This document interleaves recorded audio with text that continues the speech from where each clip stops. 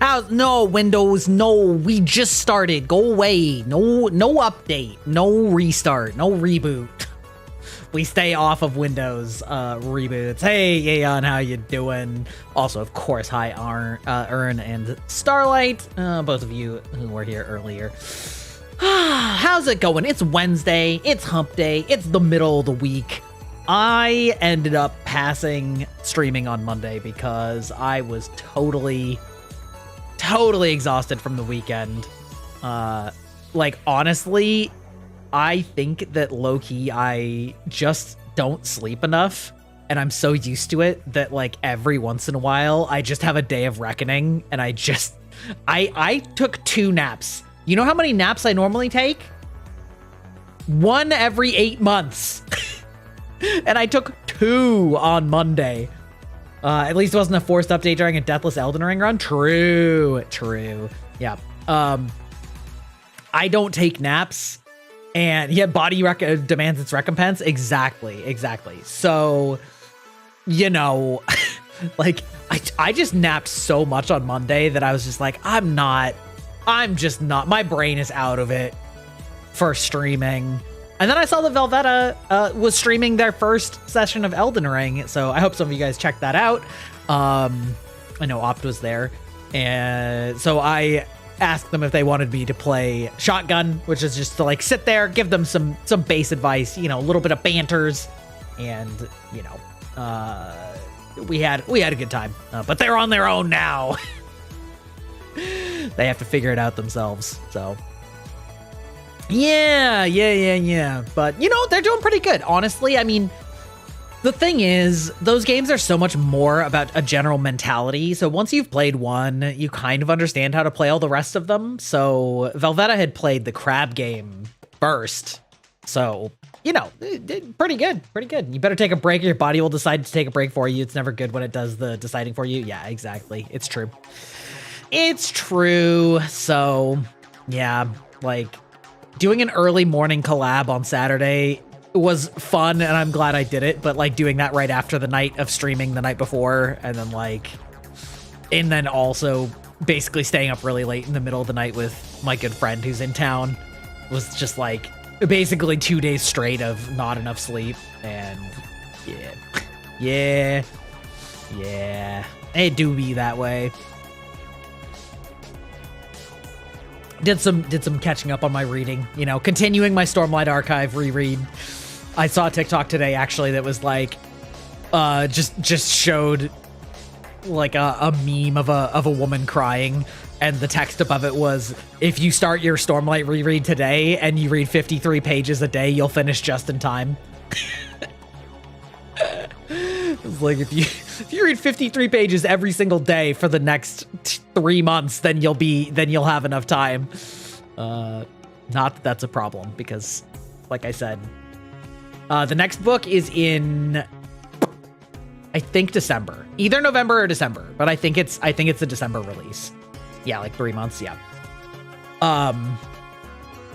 So obviously not a problem for me. I'm already to the last book because I just blew through books 2 and 3 like super fast. So, you know, not a big deal, but yeah, man. I also got my Iron Mouse shaker from Gamer Sups. This is an even bigger shaker than the one I was using from Rogue Energy. Yes, the series is so good. Yeah, the ones from Rogue Energy are like 500 milliliters, and this is 750. So your boy's gonna be hydrating even harder. I think the only thing that stops me from hydrating is actually just having to get up to get more. So, you know, probably fewer streams that I go without peeing. Not that that ever really happened, but, you know, I'll go sooner.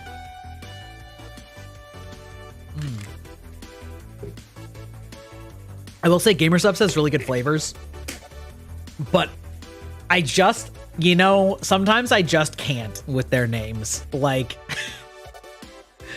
I don't know what it is, but they're like a special brand of immature and crass that makes me like, roll my eyes pretty hard at like most of their flavor names. but they are good. Titty milk is literally what I am drinking, Vel. Also, welcome in, Velveta. I was just talking about how I played shotgun for your Elden Ring, and you did great. You did great. You're killing it. You're killing it. I also wanted to say, I was talking with some other content creators, how many of you guys have ever played, what is it, like Words on Stream? I think that's what it's called. It's like basically you like see a bunch of letters and then you have to, basically chat tries to find as many words as they can in those letters. So it's kind of like Boggle or like, in a way Scrabble, but there's no board. And it's sort of a hack for getting engagement, because as it turns out, the more people are chatting in your stream, the more Twitch analyzes that for purposes of pushing you out to a broader audience, especially in your first hour. And so I've been talking to various people, and they strongly suggest at least putting it on your BRB screens. But I might put it on, I might do some of that in like our just chatting segment too. We can play a little word association while we're chit-chatting, shooting the breeze. Because basically Twitch doesn't know that you're playing a game that involves putting in lots of words. It just sees that lots of words are happening on stream. And I had spoken about how, I'd put the fishing game on the stream for a while. For a handful of streams, and like it was not getting used that much. And I don't remember who it was. I think it was Eggy, who's gonna be on my stream on Friday, actually, side note, that said, I think your audience is more like smart and not like ADHD goblin brain. So they might like Words with Friends more. And I was like, I feel like that's a little bit of the vibe. I don't have like shiny things going off on my stream every 10 seconds. And so, if you guys like the wordsmithing, I don't know. I feel like you guys are pretty high IQ. You know what I mean? I don't know. Like, you guys don't spam redeems. You guys kind of, we like to chill, we're like, we got chill vibes. That's what we're here for. I'm a big fan of the words. Yeah, exactly. Say the words. Journey before destination. Life before death. Not those words. But, yeah. Anyway, so I'm going to try and figure out where to work that in. I still really like my intro screen and my BRB screen. So if I work it in, I need to find like the right ratio that's not too much space, but like big enough to read. Find the most important words a man can say. Exactly. Spoilers. But yeah. Yup, that's some of the junk that's been going on in the content brain. Also, additionally, I'm going to be doing a Blood on the Clock Tower session offline because I need to make sure that it will work for VTubers. I think that we'll enjoy it. I think it'll be fun. And I'm planning to record it and turn it into a video. Tell me, friends, how much have I told you about Blood on the Clock Tower? I know at least a couple of you know about it, but I feel like it's actually something I haven't talked about that much on stream. And I am hoping to turn it into a more semi-regular thing because I think it's a fantastic game and really prime for the different kinds of personalities that are VTubers. Yeah, Ernbrand knows. Ern knows. Yeah. Ern, can you imagine like just a bunch of VTubers playing Blood on the Clock Tower? Can you imagine the shenanigans like between the smart people, the analytical people, the shy observant people, and then like the head empty people? It's powerful. I think I talked about it a little bit, but a long time ago. Could be. Yeah. I think it would be great. Very excited. So hopefully this turns out good. I need to find a good editor for it. And I actually potentially have an in with the like official storyteller for the game company. So no promises, but like we may get him to run one for a bunch of VTubers, which would be extremely funny. Yeah, it's pretty good. And hell, I could run it with chat. Honestly, sometime I can make a community game of Blood on the Clock Tower. Like as long as we got all the tech going right, Could be good. Yeah, the official storyteller. Yeah, somebody in the collab was like, yeah, I actually like know them. I was like, oh, wow, okay, I did not know that when I invited you, but that's fucking sick. Yes, I love Blood on the Clock Tower. I think it is a fantastic game. It's definitely a lot to take in your first time, which is the other reason I'm doing it offline first, is like on a tech side, I want to make sure that it comes across good, but I also don't want to try and explain it to 10 people who might be streaming their POVs because like, but I guess I can, you know, like we can just talk about it a little bit, especially for, I think probably Eon hasn't talked about, or hasn't been here for it. Nor has Starlight. I don't remember if I've talked to you about it, Velveta, but Blood on the Clock Tower is it is officially like an in-person game, so like an IRL game. Board game is the closest approximation, but it doesn't actually like have a board in the way you would conceive of it.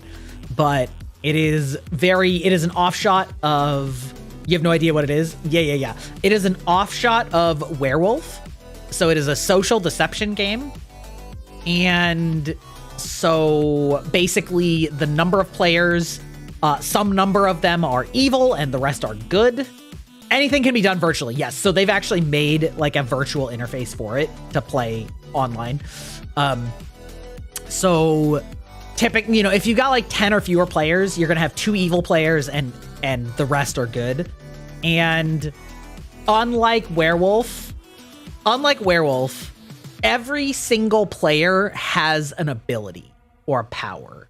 There is no generic townsfolk that does nothing.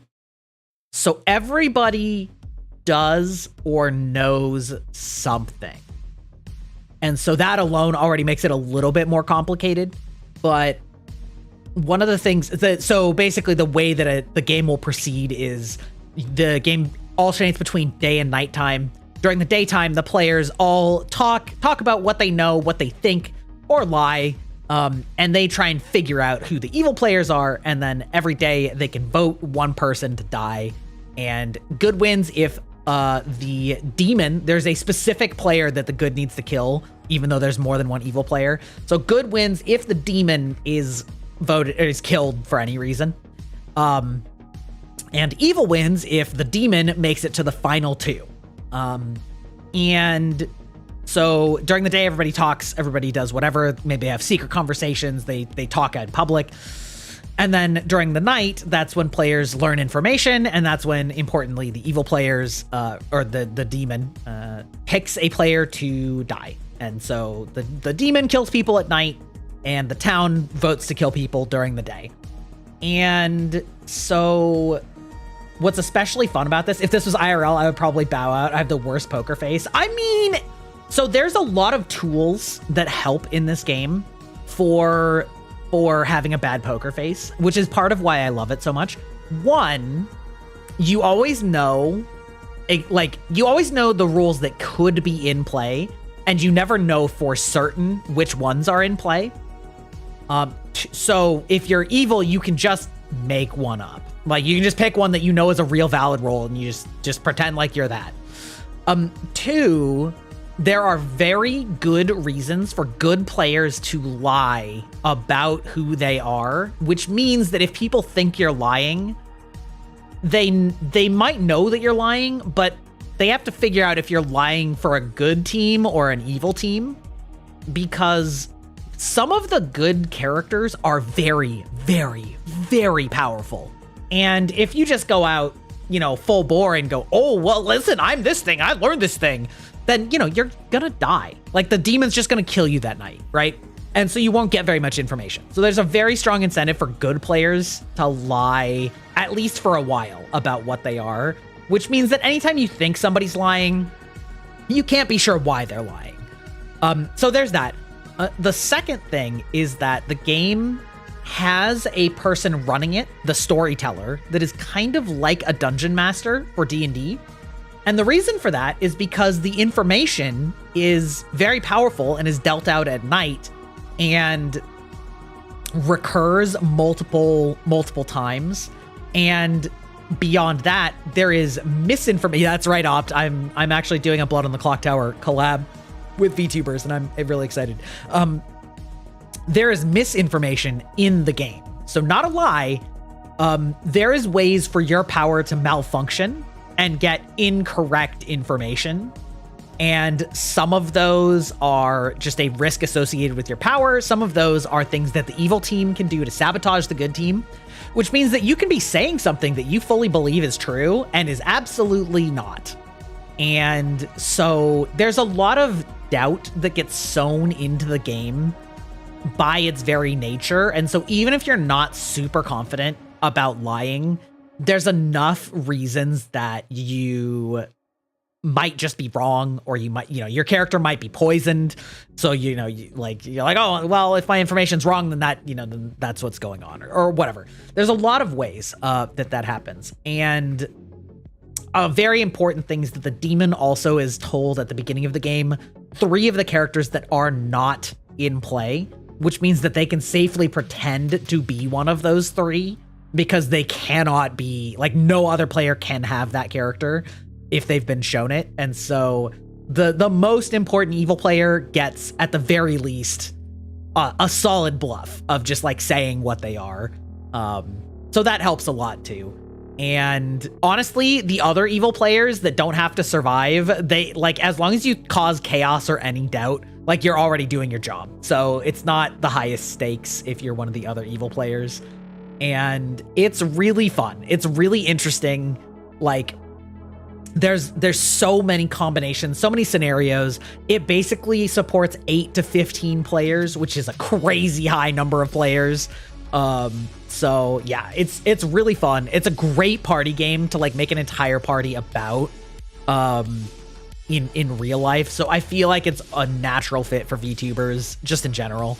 But yeah, it's really good. And if you play it a lot, they actually have multiple sets of characters. So they have like a basic set that has pretty standard abilities, like, oh, you learn how many of your neighbors are evil every night, or like, oh, the demon can't kill you, or like, oh, like pretty kind of normal abilities.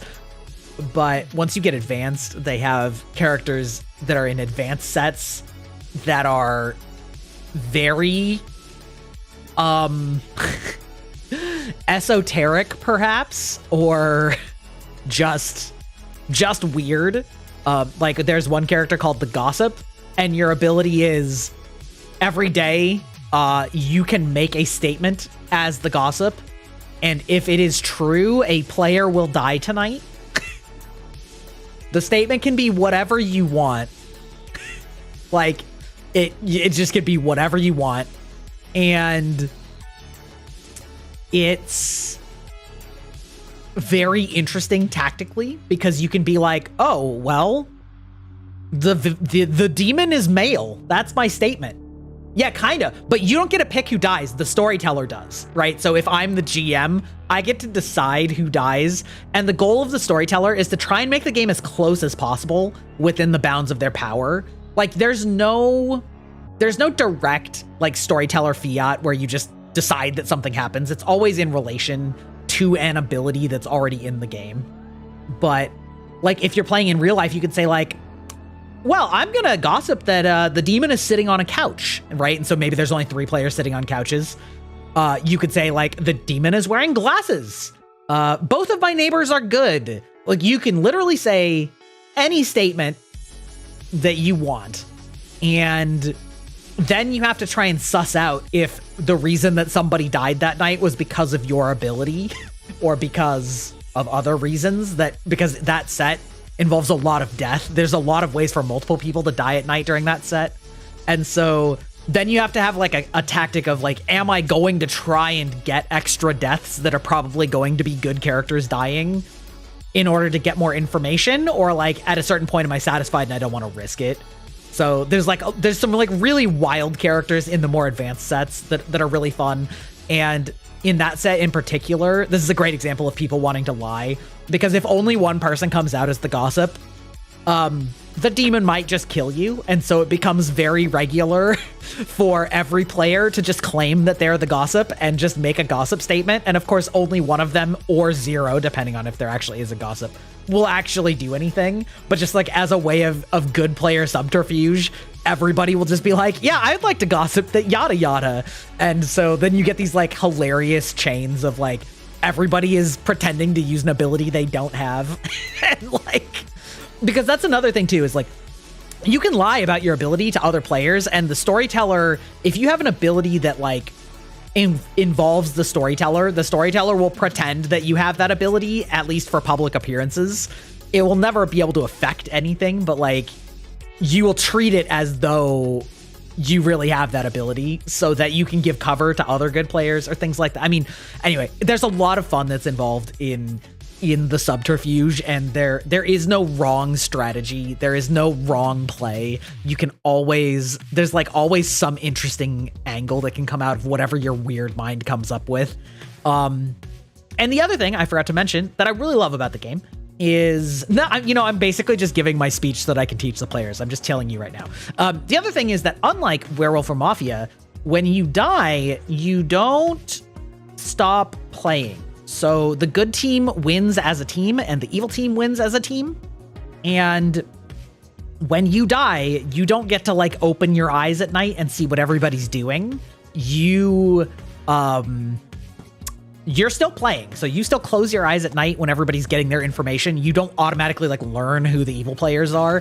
And you're still allowed to talk. You're still allowed to try and solve the game. You're still allowed, if you're an evil player who's dead, to sow misinformation about what's going on in the game. And so even if you get voted out the very first day, you are still an integral part of the game for whichever team you're on, because you're still playing. And so I think that that's also a really good thing about the game, is that it's not, some of those games, like you get out early and then you just kind of have to sit there twiddling your thumbs. But in this game, like if you're out early, you're still in, like you're still playing. You're dead, but you're still trying to figure out the mystery, and you don't have any more information than anybody else. In fact, sometimes dying is actually very helpful for the good team, because like one of the characters, their ability is, if somebody is executed during the daytime, you learn what their real character role was. So you can like verify a good player's story if they've been trying to like get some important information out and then the town kills them. Like you can find out, oh no, they actually were that class. Like they're telling the truth, right? Or at least probably, right? But at least they are the thing that they're saying that they are. There's another one that like if the demon kills you, then your ability activates when the demon kills you. So like that character is strongly incentivized to make the demon want to kill them, which usually involves lying and pretending that you're somebody else, so that you become bait. Anyway, it's great. It's kind of like playing Among Us, but you can never directly catch somebody red-handed because there's no video game. It's just the voting portion of Among Us, basically, where you can be like, yeah, so what were you doing? What did you learn? What did you, like, why were you this? Where were you? Like, who were you talking to? How did you learn that? Anyway, I'm very excited. I think it's going to be fun. And yeah, I hope you guys enjoy it. Does that sound like something you guys would maybe be interested in sometime for like maybe like a weekend community night game or something? Where it's like not, time zones aren't like quite so crazy, because like we could make that happen, you know.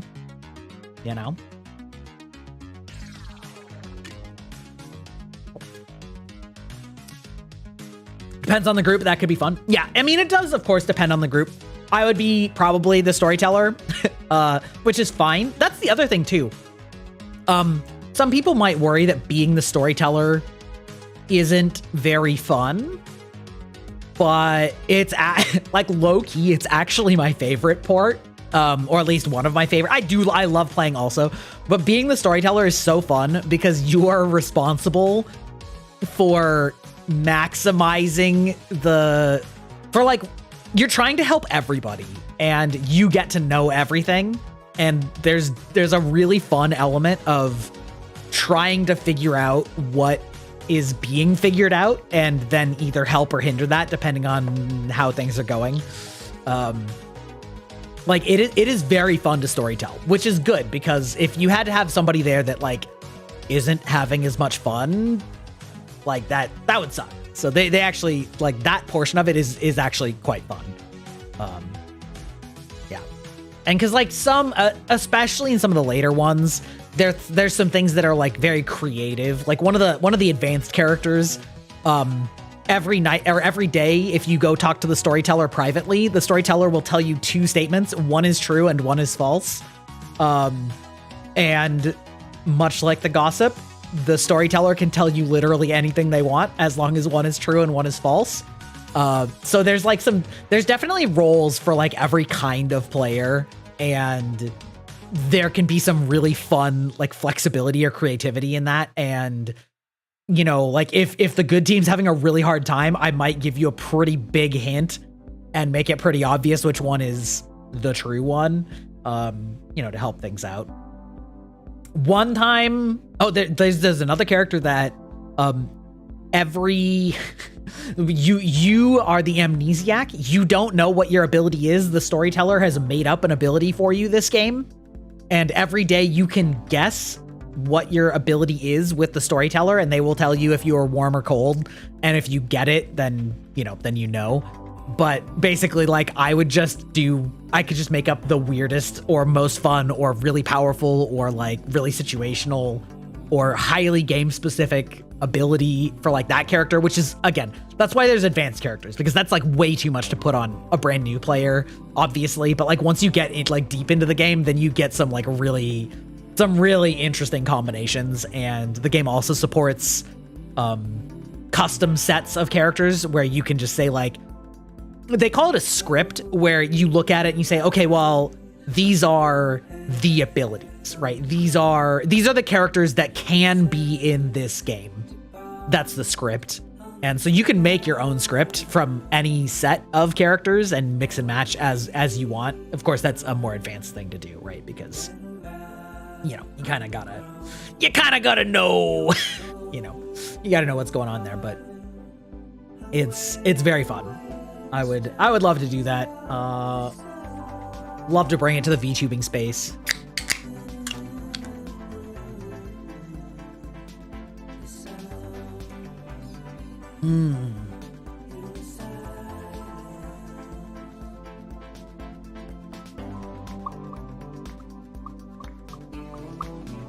Hello, Carbon VT. How are you doing this evening? We were just talking about it does sound fun. Hell yeah.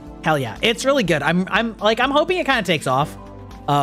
Especially because it's a big player game, right? Again, like 8 to 15. The game does not function with 5 players. Well, it does, but it's very different at 5 players. And like in a way, that's its greatest strength and weakness, because its strength is you can have a huge number of players playing this game, and it's really fun and really chaotic. Its weakness is you kind of need, like, 8 is a lot of people to try and get together. Would Hex get a guest role in the game? Oh, you just reminded me, actually.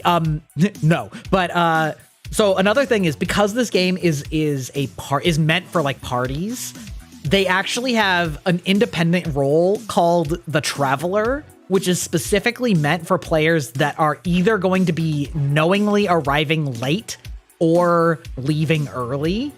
So they describe it as having all of the power and none of the responsibility. So the Travelers are actually like the strongest characters because they're only supposed to be there for like part of a game. And so the game actually supports somebody being like, yeah, I think I can only play like half of a round. And you can be like, okay, well, you can just be a Traveler then, and then you just leave when you leave. A great feature, a fantastic feature for a game that like can be kind of long or have, you know, people dropping in and out. Again, they wanted to be very like inclusive of people's schedules and things. And like, speaking of that, another thing that they do that's really smart is the good team has 2 subtypes in it, and the evil team has 2 subtypes in it. So the good team is made up of townsfolk, which are just good people with good abilities, full stop. And also outsiders. And outsiders are good characters. Like, they win with the good team, and they are incentivized. They want to help good win because they are good players. But their ability is what you might call a problem. So it's an ability in air quotes, but it's not a good ability. It's a handicap. And the reason for that is that they found at certain player counts, for example, at 8, they had a very good 50-50 win ratio between good and evil. Like, it came down to the plays and some of the luck of the draw and the players and, you know, the whatever. But over a large number of testing, they found that at like certain player counts, it was a 50-50 win rate. But what do you do when you add one player to that, right? Because if you've got 2 evil players and 6 good players, and then you add another good player, like, that's probably going to skew it towards good. But if you add another evil player, that's going to skew it way more towards evil, because evil characters are way more powerful. And so the solution that they came up with was, at certain numbers of players, there will be no outsiders. There's just all townsfolk. All their abilities are good. But that's like where the 50-50 win rate is. But if you add another good player, it's going to be an outsider, because they are helping the good team. So they also are counterbalancing that by having an ability that's not helpful, which I think is actually really fun, because A, that's another good reason to lie sometimes about your ability.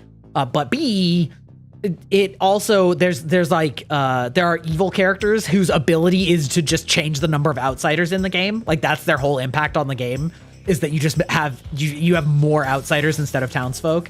And so then you have to like weigh whether, you know, a certain number of people are claiming that they're outsiders, and you have to decide whether you think that they're lying, or if that means that one of the evil players is the characters that like change the outsider count, things like that. Very fun, very funny. Like, one of the outsiders is the saint. If you execute, if the town kills the saint, evil wins immediately. Like, it's game over. And you might look at that and you're like, well, that's not that bad at a handicap, right? You just tell people you're the saint, and then that's fine, right? The problem with that is, like, evil can just lie and say they're the saint, right? You'd be like, whoa, guys, don't kill me. I'm the saint, you'll lose. And there are some ways to figure out if that's true or not, but it's very rare that you get a direct confirmation that somebody is what they say they are until, you know, it comes down to brass tacks.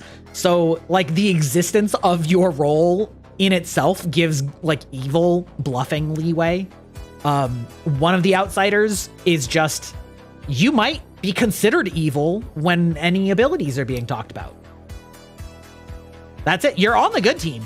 But, like, if you have a character that can detect if there's an evil player somewhere, you might show up as evil.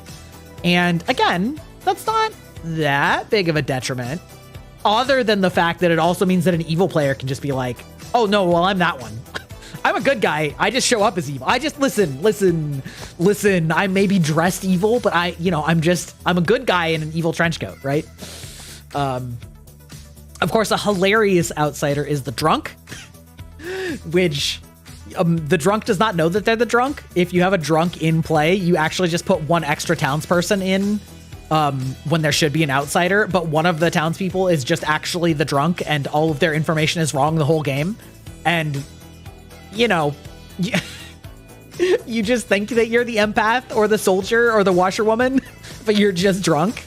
So, like, everyone is playing light versus L from Death Note. Yeah, and that's why it's, like, it's so fun, because it's so much, like, counter shenanigans, and then, like, it's really all about trying to find which narrative of information seems the most reasonable based on as many facts as you can piece together. And there's always a possibility of doubt. There's always a chance that you are dead ass wrong. And so that aspect makes it, like, always kind of fun, like, always kind of interesting to see what's going on, right? Like, if you're an evil player, you just pretend that you're something, and then if people are like, oh, well, that's not true, and you're like, then I guess maybe I'm the drunk. Maybe I thought I was this character, and I'm actually just the drunk. Who knows? Who could say, right?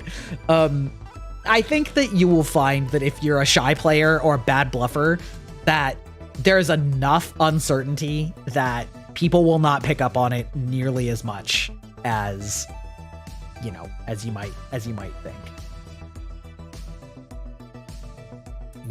Yeah. Actually, I mean, would you guys want to look at the, like, the character roster of, like, the base game just for like just little shits and giggles here while we're chilling. So the it's not just in my head. Would people be interested in that type of thing? I could pull it up pretty quick. Sure, we got time. That's right. Okay, hold on. BOTC characters.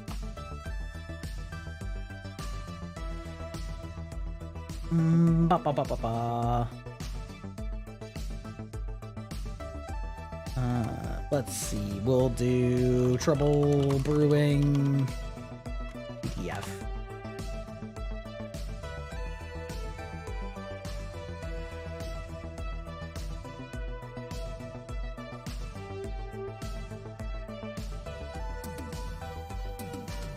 Wait, are you auto-downloading? Sir? Sir? Hello, Nyla! Welcome in, Raiders. I'm Grybach. You're playing Little Inferno. I haven't heard of that. I'm Grybach, the digital vampire, the boomer tuber, the elder gamer. Welcome in. What kind of game is that? What is Little Inferno? It sounds interesting.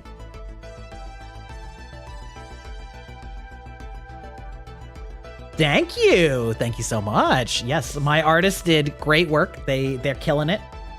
Got lost in the shuffle over, but I lived. Wait, hold on. Let me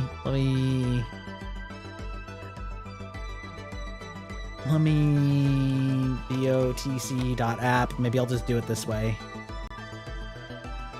Chat recommended it. You just burn stuff. Oh, okay. So it's a Pyromaniacs game. Got it.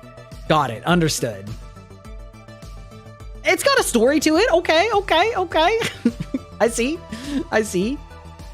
Okay, I think this is fine. I just want to make sure that I'm not gonna like soft dox myself. Okay, hold on. Let me just let's see. Yeah, this is all good. Great. Okay. Characters. Yeah, this should work okay. All right, let me see if my YouTube. No. Well, let's see here. We are talking about one of my favorite games called Blood on the Clock Tower. And it is whoop. There we go. Okay, let's see. Let me move myself over. It is a game that I am talking about starting. How legible is that for you all? Other than the fact that chat is over the top of it. My friend had me watch someone's YouTube to learn it. I enjoy it. Oh, a Blood on the Clock Tower? Let's go. Oh, whoop. There we go. Okay. I wonder if I can... it's a bit small, but legible. Let's see. Can I... there we go. Okay. Yeah. So, yes, as I was saying to chat... Ooh, I got a little tilted. Got a little twisted. There we go. We'll put myself over here. Said they didn't have anyone to talk about it with, so I volunteered. Oh my god, yes, perfect.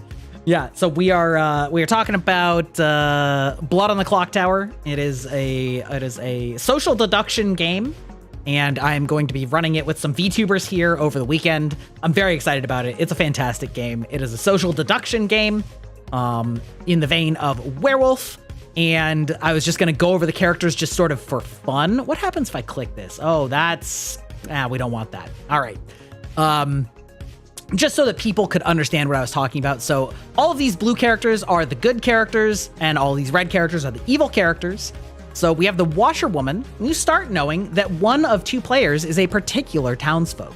So if one of you were the washerwoman, I would wake you up at the beginning of the game, and I would say, you know that Velveta or Blue Kirby is the monk, right? I would just pick a character, and one of them would be that thing.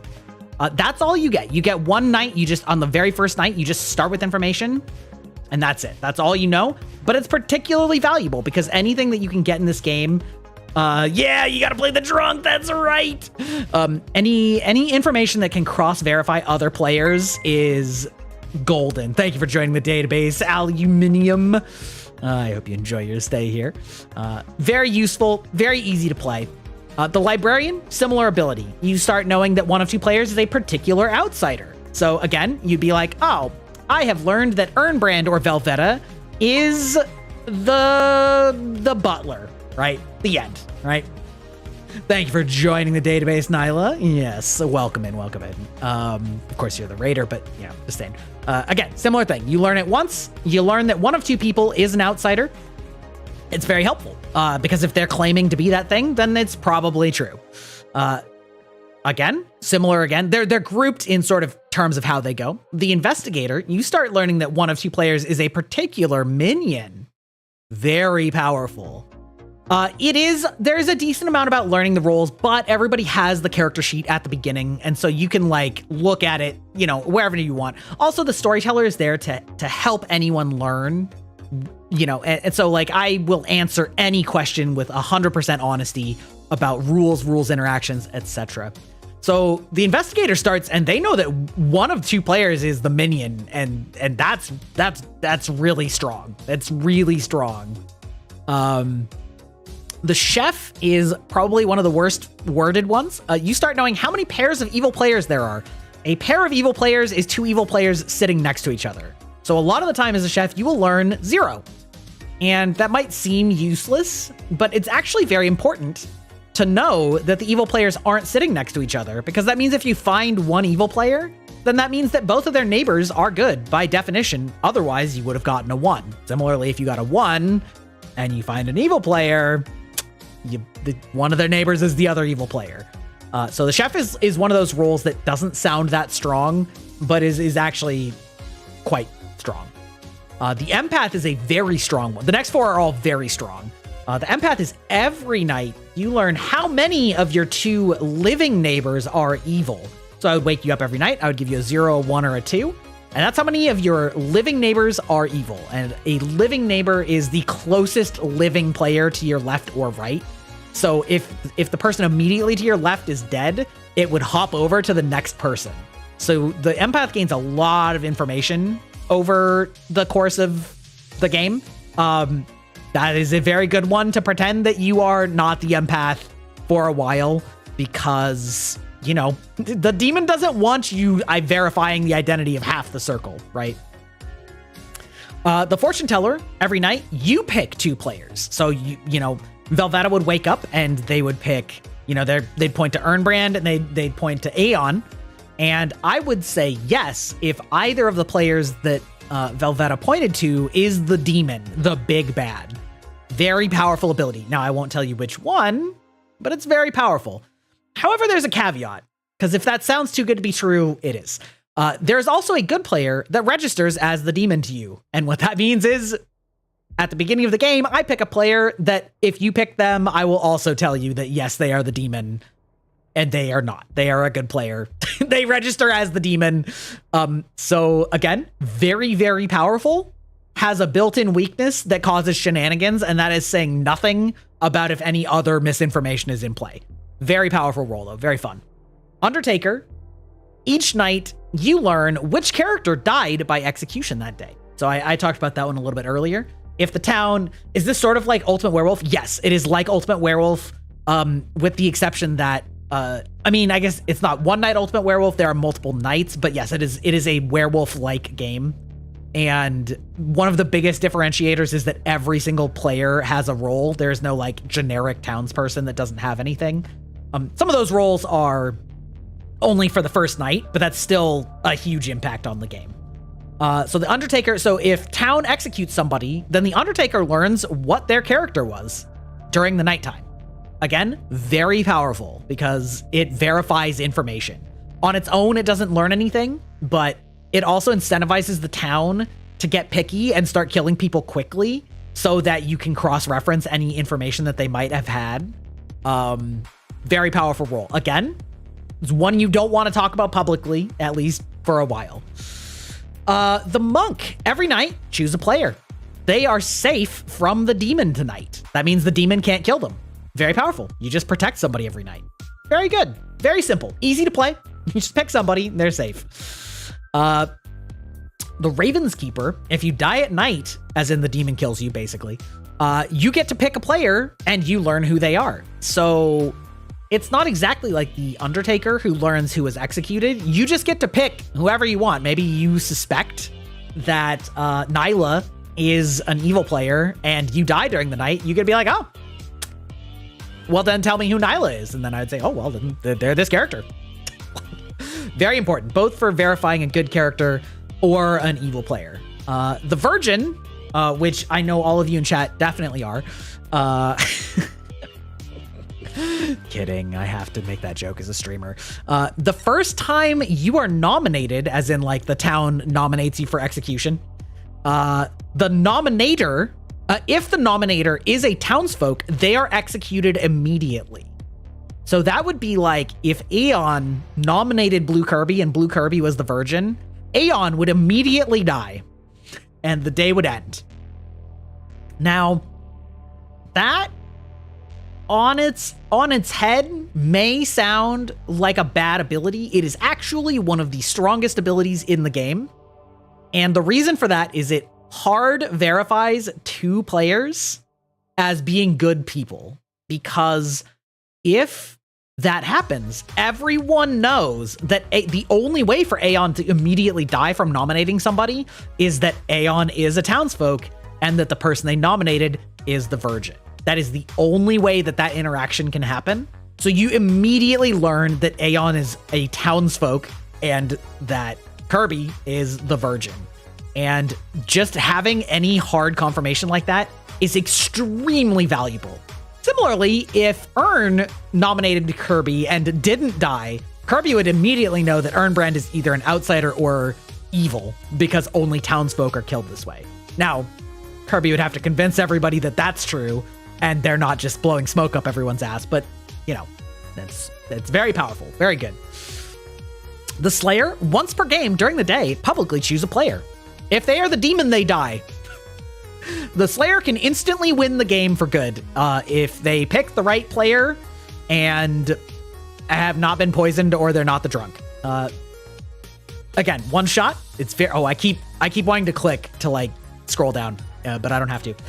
Very powerful. Very like lots of power. Not too dangerous though, because if you pick anyone else, and then they won't die. The Soldier, you're safe from the demon. You just can't be killed by the demon. Town has to vote you out. That's pretty much it. Your ability is very passive, but, you know. The Mayor, a very funny character. The Mayor is, if only 3 players are alive and no execution occurs, your team wins. If you die at night, another player might die instead. So what this means is, normally, if you are at 3 players, you always want to kill somebody, because if you don't, then the demon will kill one of the players. And then it'll be down to 2 players, demon wins immediately. So what this says is if you are the mayor, you have to convince people that it's safe to not take their last chance at winning. And in fact, that by not voting, you will win. Which is, first of all, difficult. It is difficult to convince the good players to not take their final shot at victory. It's also especially funny because it makes a great bluff. If you are the demon, you're like, no, guys, trust me. Don't vote today. I got us. I'm the mayor. We're gonna win. Which, you know, you're just full of shit. So, like, the mayor is a very funny role in that it's all about whether you can, like, build up the social credit to convince people that you actually are who you say you are. You don't learn any information. You just maybe win the game at the end by convincing the good team to like act outside of its normal best interest. It's pretty funny. It's a great character. On to the outsiders. These are the characters that are good, but you know, their abilities are a problem. So we've got the Butler. Each night you choose a player other than yourself. And tomorrow you're only allowed to vote if they also vote. So you like pick a master, and if they don't raise their hand to vote for somebody, then you can't either. You don't have to vote if they vote, but you can't vote if they don't vote. It is probably my least favorite character just because it's a little bland, but it's still like a pretty big hindrance. The drunk, we talked about that one before. You do not know that you are the drunk. You think that you are a townsfolk character, but you are not. So you know, Aeon draws the virgin, but actually they're the drunk. The virgin is drunk. And so when somebody nominates Aeon, their ability doesn't work because they're actually not the virgin, they're the drunk. And so then chaos ensues as Aeon goes, oh, well, you nominated me and you didn't die. That means that you must be an evil player. And they're like, I'm not. And you're like, I am. I'm the virgin and you didn't die. And they go, well, maybe you're not the virgin. Maybe you're evil. And you're like, no, no, no. I am the virgin. That is what I am. But you're just wrong. You're just drunk. It's great. I love the drunk. The chaos is beautiful. The recluse, you might register as evil or as a minion or demon, even if you are dead. That's the one where if somebody like learns information, you can show up as any evil character to them. So, you know, people will immediately not really trust you just because there's really no way to verify that you're actually a good character. The best part is this is a May. So if people try and get clever and be like, oh, well, then I will intentionally check them so that I get an evil answer. Or like maybe I'll pick, you know, I'll pick the recluse and an evil player. I can just make the recluse be a good player so that you don't get like a 2 when you would normally get a 1. So like it's really up to the storyteller to make sure it is the most chaotic, which is great. The Saint, already talked about that one. If you die by execution, your team loses. That's it. If the town executes you, they lose, but it's a great bluff for an evil player to just be like, no, no, guys, don't kill me. I'm the Saint. Source, trust me, bro. Source, trust me, bro. I feel like that's sort of the most fun part about this game is like a lot of the time your source is trust me, bro. And then like you need to work together to like establish the trust. Now we get to, of course, my favorite characters, which are, of course, the ones that everybody always assumes that I am because everybody knows that I'm an evil little shit. So we've got the Poisoner. Every night, choose a player. They're poisoned. Poisoned means that it's just like the drunk. Your ability not only doesn't work, but if it gives you information, it will almost certainly be wrong. Or more specifically, it will be whatever is most harmful for you to learn. Sometimes the truth is actually like more harmful for a player to learn if they have a bad theory. You know what I mean? Like, so, which again, it's part of why storytelling is so fun, is sometimes the truth is less helpful. Like, if everybody believes with 100% certainty that like the demon is actually a good player, and then somebody picks between two characters and, you know, normally would get a yes or an evil ping because they did, but everybody believes that they're the good player, I might make a poisoned person just get the truth because you just believe that it's talking about the other person. So Poisoner is very fun, but also requires a lot of social skills to figure out who you should be poisoning, right? Because if you poison a character that doesn't learn anything, then you're just wasting your ability. The Spy is extremely, extremely powerful. Every night, you see the Grimoire. You might register as good or townsfolk or an outsider, even if dead. If you're wondering what the Grimoire is literally what I, as the DM, see during the night. So it will have all of like the information in the game. It will literally say like, oh, this player is the monk and this player is the mayor and this player is the demon and like whatever, right? All of this information, the spy gets to see that. They get ultimate god knowledge. They get omniscience. They just get to know everything, which is very powerful. But the danger of the spy is your power doesn't really influence the game. It's up to you to use that information in a tactical way that is helpful. So it's very helpful in that it can give your evil team some good information about what's going on, but you can't directly sabotage the good team. You just kind of know who's important to kill. So very strong, but maybe not as strong as you might think. Scarlet Woman, what do I do with this cursed knowledge? Exactly. The Scarlet Woman is, if there are 5 or more players alive and the demon dies, you become the demon. So let's say Ern is the Scarlet Woman and Aeon is his demon, and Velveta is the Slayer. Velveta slays Kirby, or whoever I said was the Aeon. Aeon was the demon. Velveta slays with the Slayer ability and kills you immediately during the day. But if you've got a Scarlet Woman as your minion, well, now they're the demon. Nobody's going to learn the difference. I would just say, okay, Aeon, you die. Anyway, the game continues. Potentially a very powerful minion. Other than that, they don't have an ability, but that's a pretty goddamn strong ability. It's very helpful. Also, funny enough, remember that part where I said the Recluse can register as any evil or minion or demon, right? That would include if a Slayer picked them to use their Slayer bolt on. So if, if Insane here is the Recluse and Aeon uses her Slayer ability on him, I could just be like, oh yeah, you die. And he'd be like, no, guys, no. I swear I'm the Recluse, not the demon. Trust me. Source, trust me, bro. It's good times. Good times. And then finally, for the minions, there's the Baron, which is just, there are 2 more outsiders in play than there should be. So that's these guys that are the handicap. Your entire ability is just making more players have handicaps. It's surprisingly good. It's surprisingly good. It's very funny. It also, again, the fact that the Baron might be in the game always means that if people are bluffing as these characters and you count that there's too many, it's either one of you is lying or more than one of you are lying, or there's a Baron in the game. So there's a lot of ways in which people might have like good evidence that you are lying, but there is a possible scenario in which you aren't lying. Again, which makes it fun. And then finally, the Imp, actually very vanilla. Every night you choose a player. They die.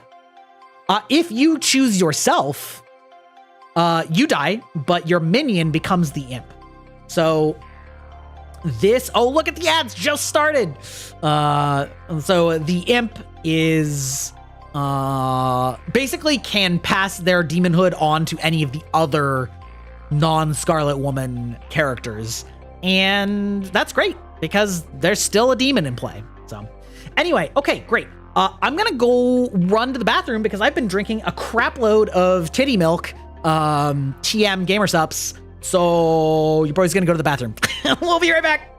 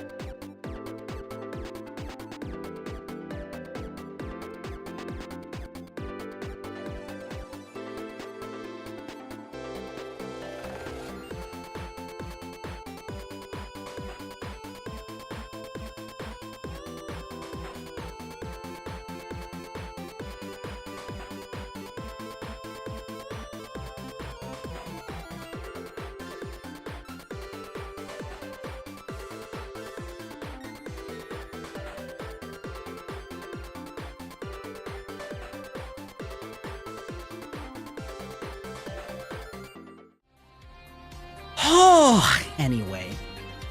I realize we're still in ads, but that's okay. It's fine. Well, yeah.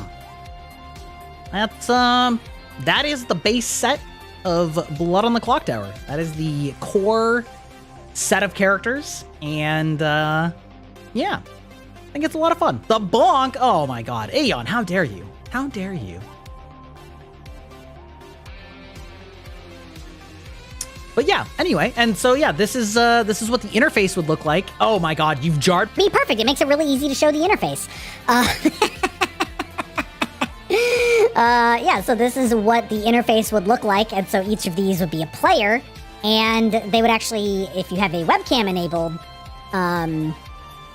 about YM emote access? What is YM?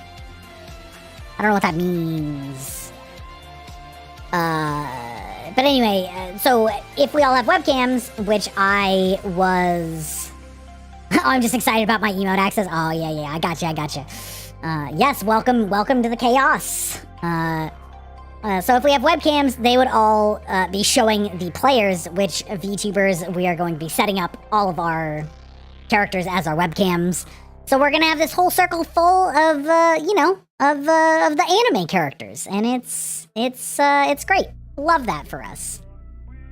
I'm gonna go Sects and Violets real quick. I want to pull up like a... see, okay. So this set, we're not gonna go through the whole thing on this one, but these are some of my favorite characters from the advanced set. The Snake Charmer. It's a good character, mind you. Every night, choose a living player. If you choose the demon, you swap characters and alignments with them. And then they are poisoned. So, if you pick the demon, you just join the evil team immediately, and the demon becomes a good player. You swap teams, you swap characters, and the funny part about it is, the demon still knows who their minions are, so they'll immediately come out swinging during the day and be like, oh, Opt was my minion, like, everybody kill him, I got snake charmed last night. Which in itself is funny because, like, Aeon could just be a minion and claiming that they got snake charmed, or maybe they did get snake charmed. It also means that if you get towards the end of the game, you can get some hilarious scenarios where, like, people can just claim that they've been snake charmed at the end of the game, and you have to figure out if they're full of crap or not. Similarly, it's a very useful ability because every character that you pick, as long as you stay the snake charmer, it means they're not the demon. So you get to learn who isn't the demon unless you accidentally learn who is the demon, and the answer is you're the demon. You get some fun ones like the Flower Girl. Every night you learn if the demon voted today. So, like, during execution phases, you learn if the demon put their hand up. Very useful. Hard to discern. You gotta take some notes yourself on, like, who voted and what. Sounds like the endgame music for a theme of, Zorba the Greek. Let's see. Of course, then we get some fun ones like, the Vortox. There's more than one demon in this edition. The Vortox is each night, choose a player, they die, so basically the standard demon ability. Townsfolk abilities always give false info. So, in this set, you have to figure out if everyone is lying, or if lots of people are lying, or everyone is just wrong. And then that will help you figure out which demon you're dealing with. So you have to, like, figure out how many people are lying versus wrong. And then if you figure out that it is a Vortox game, then you can reverse engineer it, because anything that's a true false, you just can flip the answer to. Very helpful. Very helpful.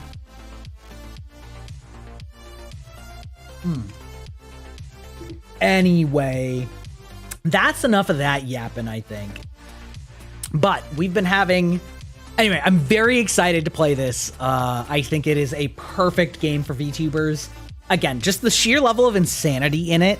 Both the regular confusion, but also just, like, that there are those players that are just gonna come up with the wildest shit. There will be a pop quiz, yeah. That there's players that are just gonna come up with the wildest shit, and it will be so confusing to other people, and then, like, all of a sudden you're gonna be like, wait a minute. Thank you for joining the database, Mrs. Ghostface. Let's go. Yeah, I think it's gonna be great. I think it has a lot of potential, and I shouldn't say that I'm surprised that we haven't seen more, or that we haven't really seen it as VTubers, because it is a pretty niche game. But the actual official channel for Blood on the Clock Tower, which is like the company that makes it, they run games on Twitch pretty often, and they very regularly get several hundred viewers, sometimes up to like 1,000 or more. So like their channel is not small. Like their channel is like pretty decent sized in the Twitch ecosystem for a very niche game. So like it's a niche community that's very loyal, which is a lot of fun. And also, incidentally, that game, Blood on the Clock Tower, was recently actually played by Smosh, the one and the only. Maybe because there's already Among Us. I mean, yeah, but also it's always been a more niche game than you know, I mean, Among Us blew the fuck up during COVID, right? This is a game that came out, you know, maybe a year and a half ago in like physical copies, but like it, you know, it's a board game first and foremost. And so I think a lot of people just have never heard of it. So, you know, I mean, even among board games, it's pretty niche, but like I said, it's got a very dedicated community because it was actually a Kickstarted game. And once they Kickstarted it, they actually just released all of the character roles and the rules to every Kickstarter backer. And so many of the backers played it literally for like years before it actually released, including myself. I actually made a grimoire out of a old board game box, or maybe it was like a fat pack magic box, and like I made all the tokens myself. I cut them out, I like glued them together, and I made a fully functional like version of the board game myself, that I played with in person like for at least like a year and a half before the game actually released. So the community is very, you know, it's very diehard about it. But you know, wait a minute. Why? Okay. I did not rest, it turns out. Also, Among Us also had the benefit of coming out. Exactly. Yeah, exactly. Like it came out at the right time, and it blew up, and it was a perfect, you know, it was designed to be a streamer game, right? Whereas Clock Tower is designed to be an in-person game. And yeah, they've made a great web interface for it, which is great, but you know, it's not on Steam, right? So the arts and craft portion of murder.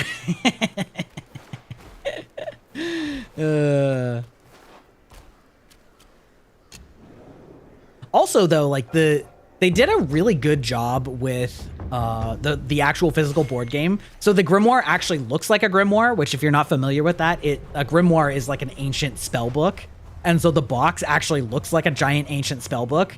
And then you clip it open, so the storyteller is walking around with what looks like a giant open magical book, and then the entire game is like resting inside of that, and because they're the only ones that actually gets to see the information.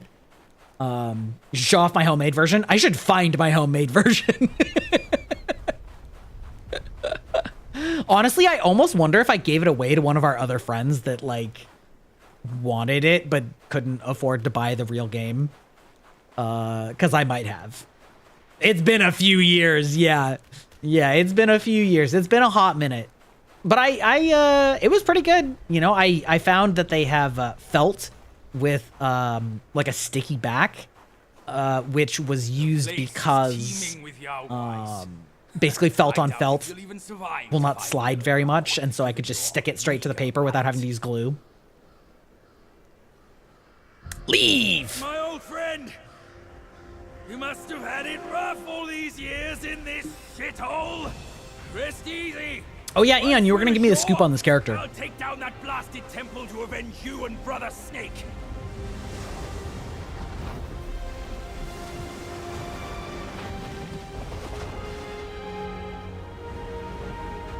Yeah, it's definitely like a giant turtle behemoth.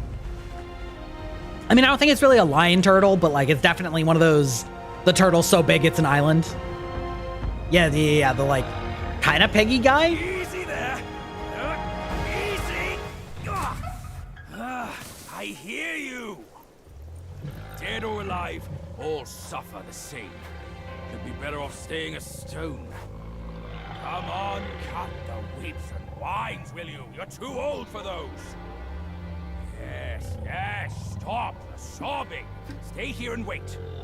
I recognize his, like, rake. I'm just gonna call it a rake, from Overwatch, from one of the Roadhog skins. Whoop. Asshole.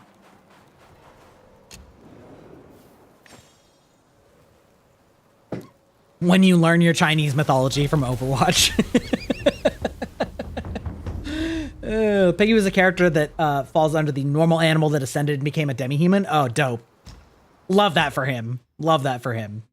Let's see. No. Okay, none of those. What do we got here? Long scale battle robe. Massively reduces the duration of shock state. Moderately increases thunder damage. Ooh. Interesting. Interesting. Some might say demon, but that's not quite accurate. Is it kind of in that way that, like, that's like kind of a word for any supernatural entity? So like usually, at least like in English, that denotes evil, but that's not necessarily evil in other mythologies. Is that like that kind of a situation? Oh my god.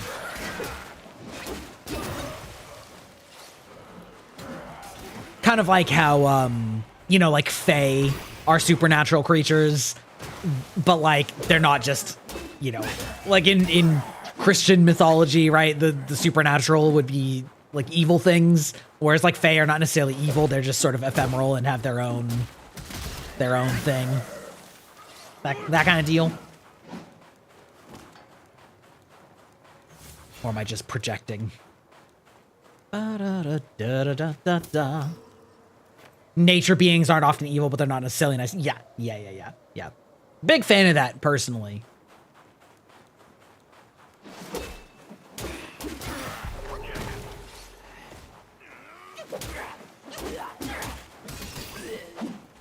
I do love the sparkly lightning effect on this this staff. I'm gonna be sad when I lose it.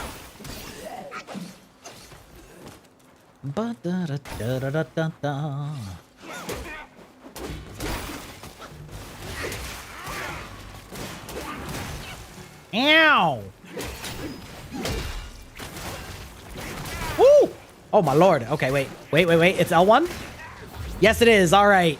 Your boy had to remember his buttons again, as I keep having to do. Oh my god. I hate these fuckers. Hold on. I'm just not engaging with you. I'm just gonna... We're just gonna use my spells. That's over. Get out of here. I also learned in the meantime that in this game, the will collections, the little like green orbs that are around... Why am I ditching? I'm not ditching you. You're just slow. Actually refill my Estus. So that's actually very useful to be getting, you know, when I'm just chilling. Where the path narrows, danger lurks. Yeah. Oh, he says that right before I get to a to a bonfire. Oh, that is much farther along this way than I was expecting. Not a big deal, though.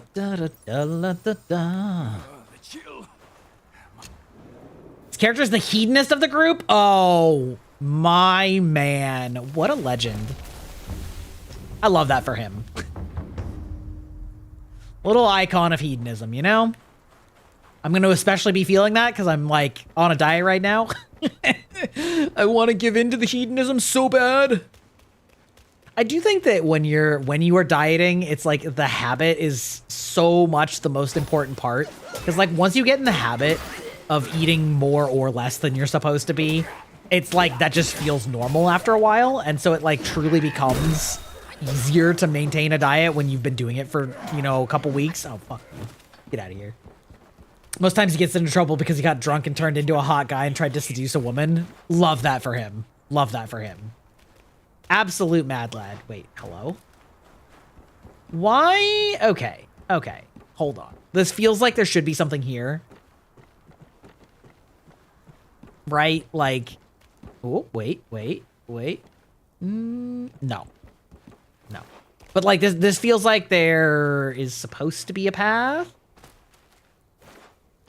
So like why does this way exist? Oh, okay. No.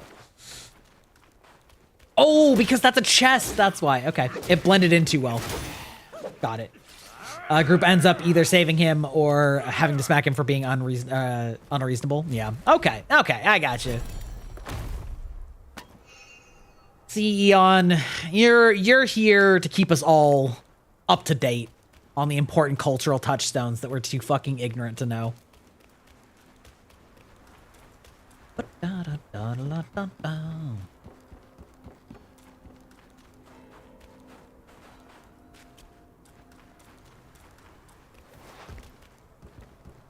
So one thing I did learn in this game, which, you know, some of this I could have learned if I just read, but like, who does that? Who has time for that? You know what I mean?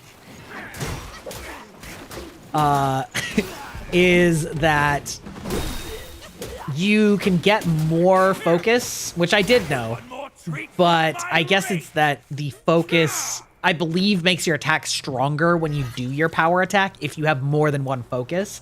I thought it would just let you do your power attack more than once, so I never invested in it, but it seems like it's kind of a big deal to invest in the focus buffs. So that might also be why some of those ones were a little bit harder than I thought. Hey, how's it going, Kokichi? How are you doing this evening? Bow, wow, wow. Welcome in, welcome in.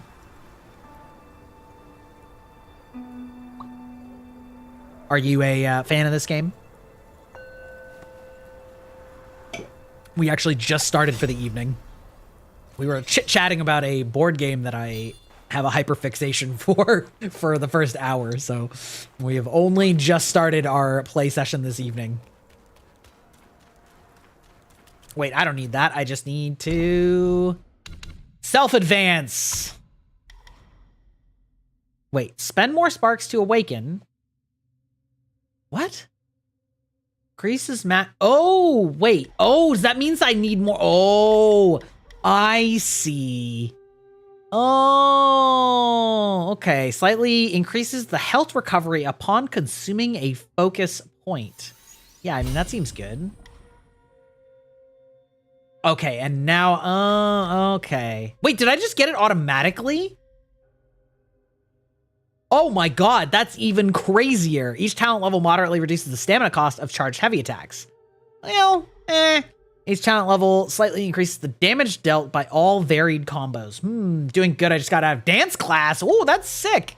I could never. I am very... Wait, I'm very like bottom heavy. I am stiff like a rock. Performing light attack upon seeing through the enemy initiates a... Oh, okay. I understand. After a successful hit with Resolve Strike, perform another heavy attack that consumes a focus point and executes... What? Huh? Okay, sure. You know what? We'll figure it out. The descriptions in this game kind of, a little confusing. A little confusing.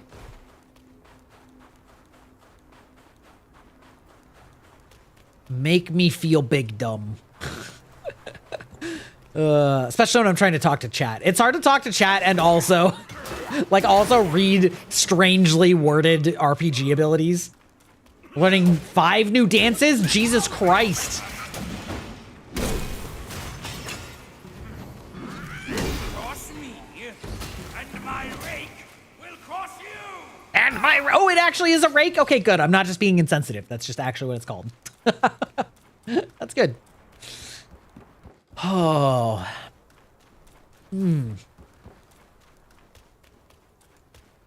Ba-da-da-bum-ba-dum-bum-bum.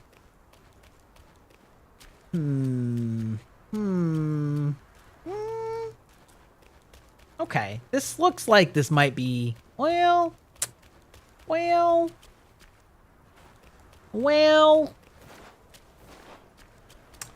I may have accidentally gone the correct path. Oh my god.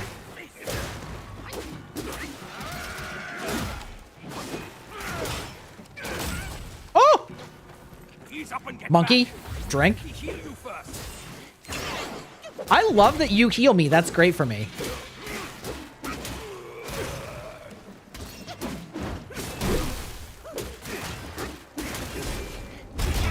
Ow! Okay, well, listen, sometimes. What kind of dances are you learning?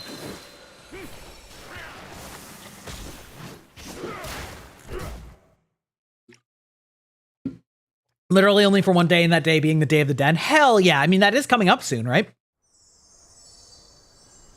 Day of the Dead is such a, like, cool celebration. The art and the dancing and, like, all of the aspects of it. It's not something I've ever been able to witness, you know, live in person, but I find it very, very cool. Like, aesthetically, conceptually, culturally. Enhanced tiger subduing what? Okay. So many. In November? Yeah, okay. We're gonna go the other way. Hopefully, this either puts me right into his back. This is the same way. I chose the same way twice. No, I didn't. Okay, right. The other thing I was thinking was just the pellet recipe. Perfect. Very cool. Love that for you.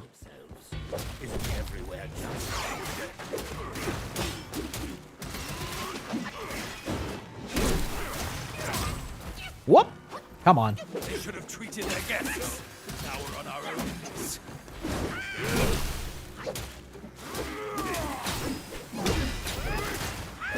Yeah, see, now we got some extendy pole action. Okay. Yeah, so I guess putting points into stances overall just gave me a lot more, like, options right off the bat. So I should have just done that way sooner.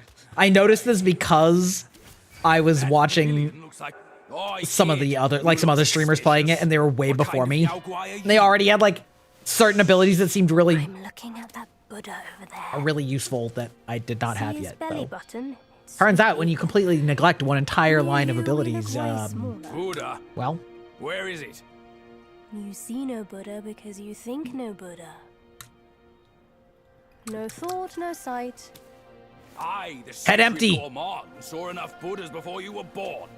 Foolish brat. You didn't see that coming, did you? True hearts find their path, and the Buddha is on that path. Why not worship with a true heart? The path might just show itself. Worship my hoof. Visit temples, kneel to figures. You tell no black from white. That's my master. I am fed up with all these skin. hydrate. Making me double take care of myself? How dare you? True heart, the path is sealed. With true heart, it's revealed.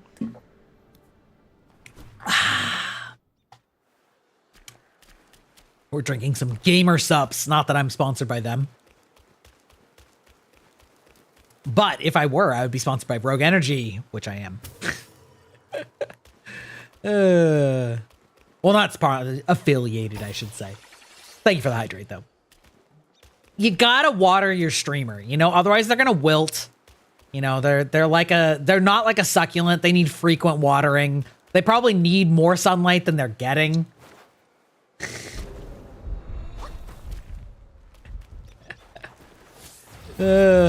Posture check. Oh my god. Okay. You know what? We're gonna redeem that with all stretch.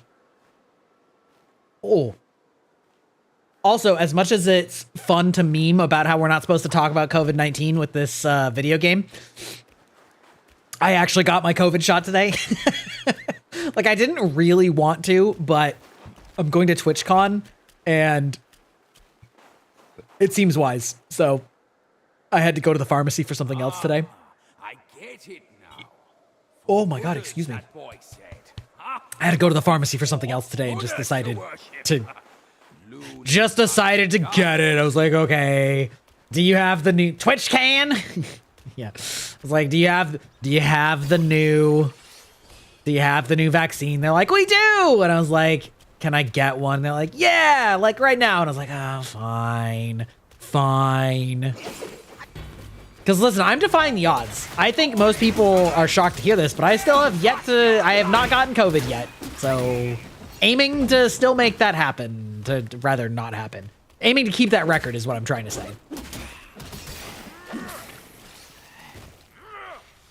Just go through the motions. Yeah, Opt, you were the one that actually told me about the new COVID shot. I probably wouldn't have thought about it. I got it twice. Yeah, I mean, most people I know got it. My wife got it, and I, you know, took great efforts over that couple of weeks to not get it and succeeded. So, you know, Had it in March, so I'm waiting a bit before boosting again. You had COVID in March or you had the vaccine in March? Can I give you an anime character to draw? Fuck yeah. Okay, listen. How does a character from Arcane count? Or do you want like anime?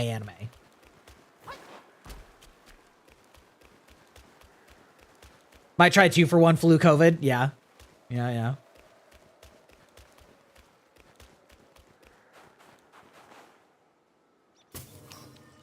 Okay, give me your best Vi. Listen, I am a simp for women that can step on me, for badass fighters with short haircuts. Ooh, like, listen, that's like turbo crack for me. I just can't stop. Probably get the new vax, yeah. Well, you know.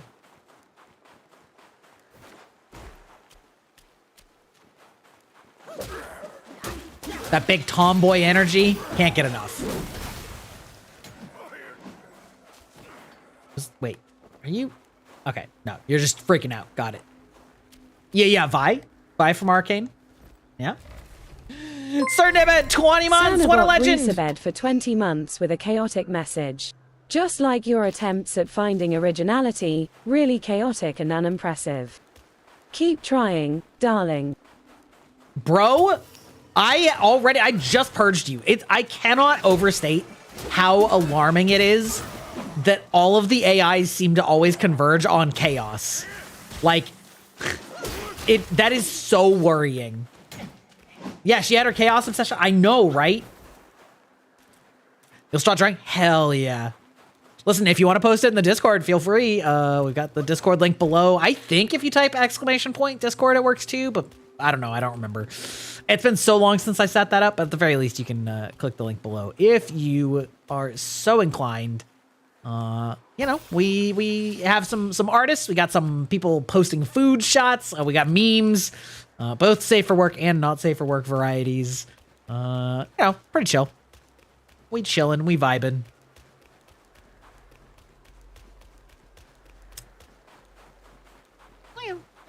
Okay. Not much up here, but that's okay. That's okay. Oh, we in manga form now? Let's go. I actually really like how this looks. I think it really does look to me like manga anyway. Like, it's a good filter.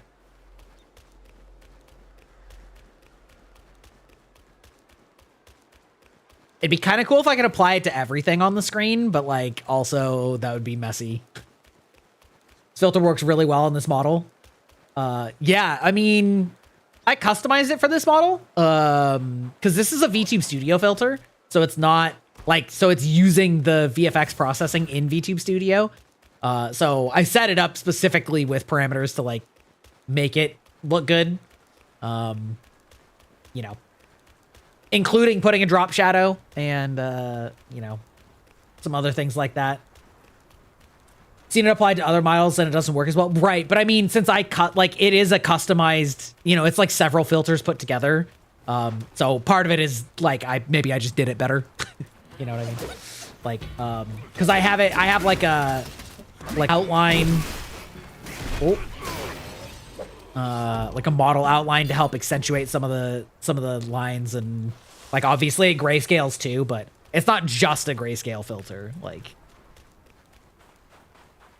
the VTube Studio VFX are like pretty sweet. Like they have a pretty decent suite of things you can do. One of these days I should probably get oh, what is that program called? Shit. There's a program that a lot of VTubers use for VFX to like soften their models and things. I actually can't remember what it's called right now, but basically it does a lot of the things that the VTube Studio VFX can do, but it can do a lot more than that too, and it's been out for a lot longer.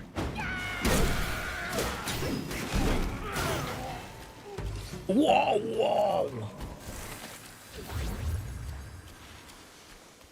Ba-dum-bump.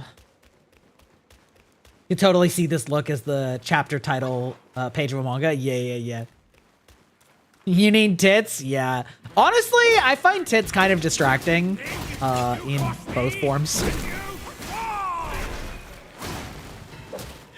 But it is, you know, listen, a lot of people like tits. A lot of people like a lot of redeems that I turn off, so maybe I'm the one who's wrong.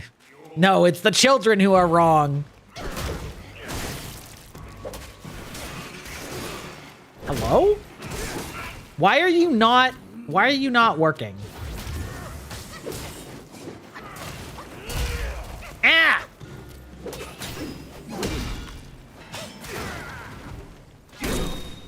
Okay. Well, you know what? I don't know why that worked, but... Ow. Ow. Bro. Chill, brother. Oh, what? No, no. Every time I want to shout no at the game, I have to make sure that my cats don't hear me. I don't want them to think that I'm mad at them. Just cat father things, you know? What's that sound? That little mug's up to his While the interactive redeems are fun, I tend to find streamers that rely on them for content boring really quickly. Yeah. It's not exactly that, but I do find that, like, those streams get really tiring for me. Like, it's like too much chaos. And, like, yeah, it's a lot. And it's not really my cup of tea, so since I'm very much of the make the types of streams that you like to watch mentality, and so, you know, listen, maybe my streams are a little bit more boomer because I'm a boomer. But it's kind of funny, there was actually this big, like, Twitter shit fit. We've done the rights. Where's the path? Because somebody basically just tweeted, like, why is it that so many of the big VTubers are just, like, loud and annoying and, like, shouty? And, like, so many VTubers got, like, so mad about that, including a lot of big ones. And it blew up. It had, like, 150,000 views and, like, a lot of interactions. And, like, so many people were like, oh, they're just baiting. And I was just like, bro, they have 1,000 fault. Like, they're the same size as me. I guarantee you they just were, like, venting a little bit.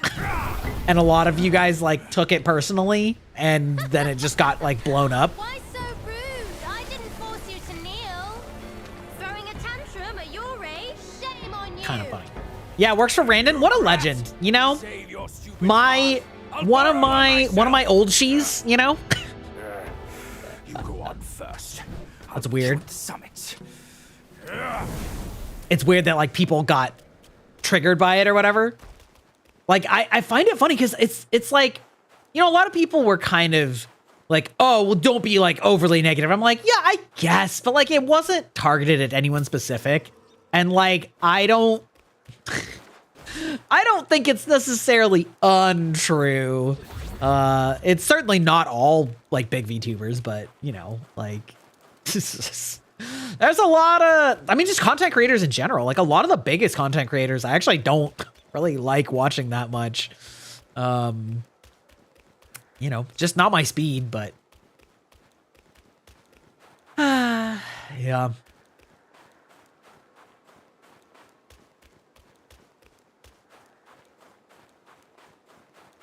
Maybe I just did this early. I hope this is the right way. It feels like the right way, which means I cleared it early, which is great. But yeah, Randon, Vesper, my old she. High energy and loud are just not my thing. Yeah, I try to be, you know, chill, fun vibes, you know, just talk about shit, goof around. Wait. Oh. This does not look climbable. This does not feel climbable. I might respect Ludwig. He's very good at what he does, but he's not my kind of streamer. Yeah, I mean, yeah. I've really never watched him that much. I think that he's really smart with the way that he structures his content for reuse, but not my thing. Really, yes, exactly. Very insightful when he stops the top shock. This is very alarming. It's almost claustrophobic, but it's actually more like the fact that it's so tilted is like discomforting for me. Oh, by the way, do you guys remember last time before that boss when I died and then I came back and saw that there was a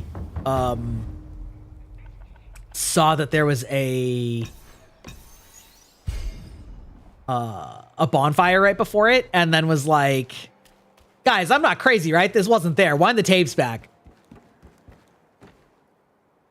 It was there. I just walked right past it. I wound the tapes back. Your boy just got caught up and just missed the shortcut bonfire. Fortunately, I got back pretty quick, but... And another shows up. The face of the distant one. Ripperino? I know, right? Just as well. Whoa, my man. Hello?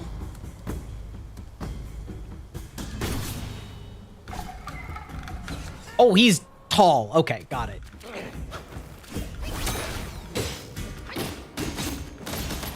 Dude's name is non-white.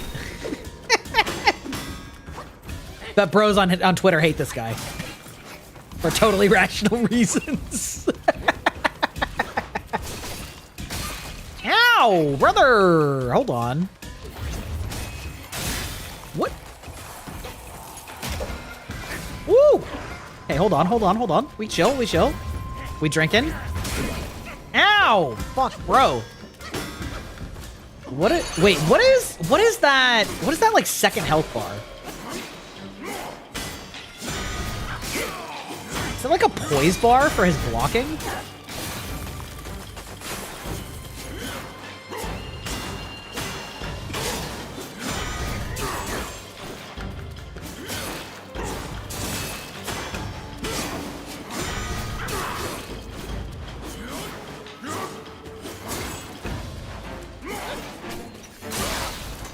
Woo! Okay, hold on. We're cool. Ow! Lag, could you not? Eat shit! Oh my god. Oh no!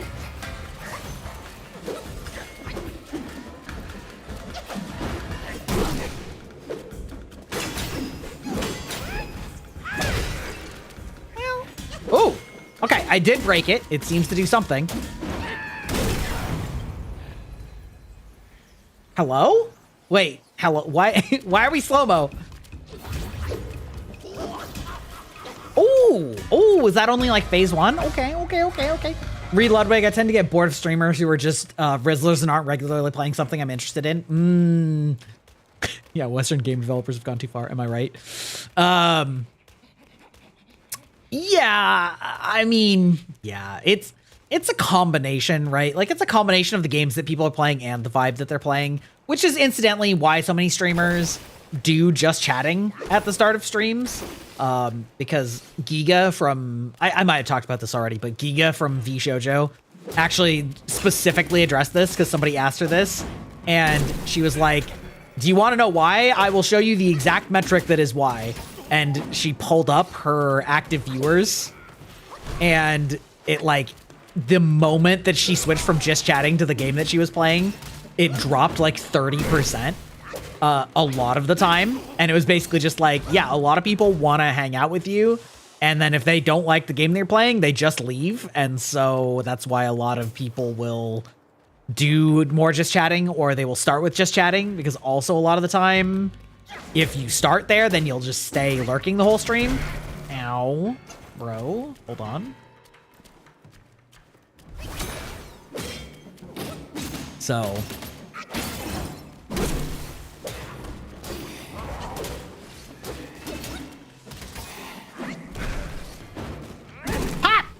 pop.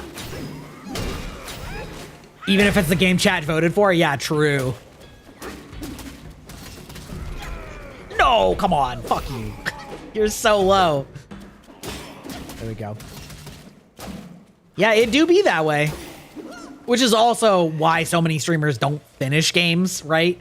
Because it's like, after you're like 5 streams in, people just stop tuning in for it, even if they've been tuning in for it. Obviously not everybody, but enough people that it's like not worth it anymore. And yeah, so there's some like weird, unfortunate things about audience attention, having to like keep attention and retention that are unfortunate, you know? But watch a few streamers that don't play games I even like. Starts now.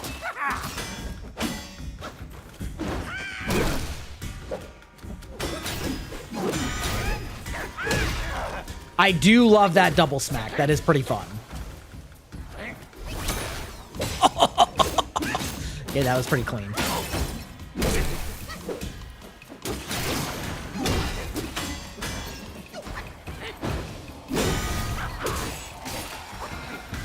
Whoop!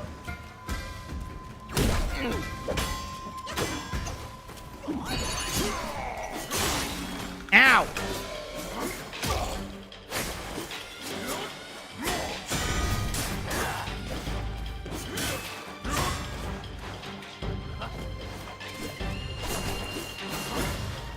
I really don't like this guy's like counter, like when you dodge attack in this form, rather I should say, like my own form, because it like uses up one of your attacks, but it almost never hits because it doesn't close the distance. Hold on. Whoa, brother, chill.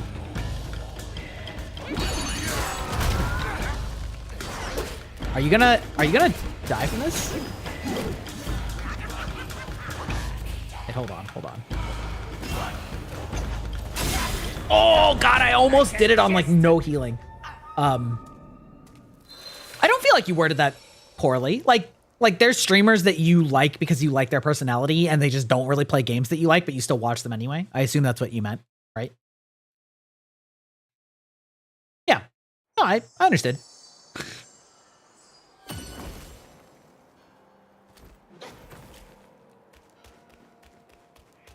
Incidentally, speaking of games that people don't like playing or watching, I was watching Cecilia Immergren, the Hololive automaton, and she has been playing some Factorio. And my god, when I tell you that just made me want to start up another game of Factorio again. Tend to hang out in most streams where chat is only around 20 chatters, maybe 50 tops. Past 50, you can't really interact with them. At 100 plus chatters, they're just background to me. It's true. I mean, there's definitely, that's also an interesting aspect of like streamers where like small streamers actually have a different appeal to a different audience, which is kind of frustrating if you're like looking to grow as a streamer, that like, you know, the people that would watch you when you're big won't necessarily watch you when you're small and vice versa. You know, but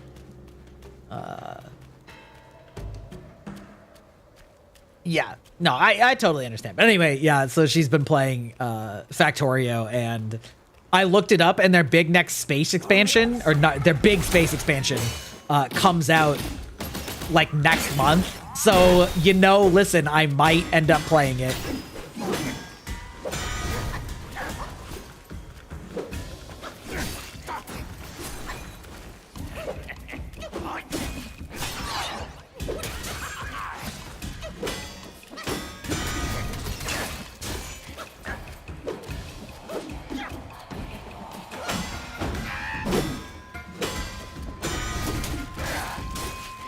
Damn it!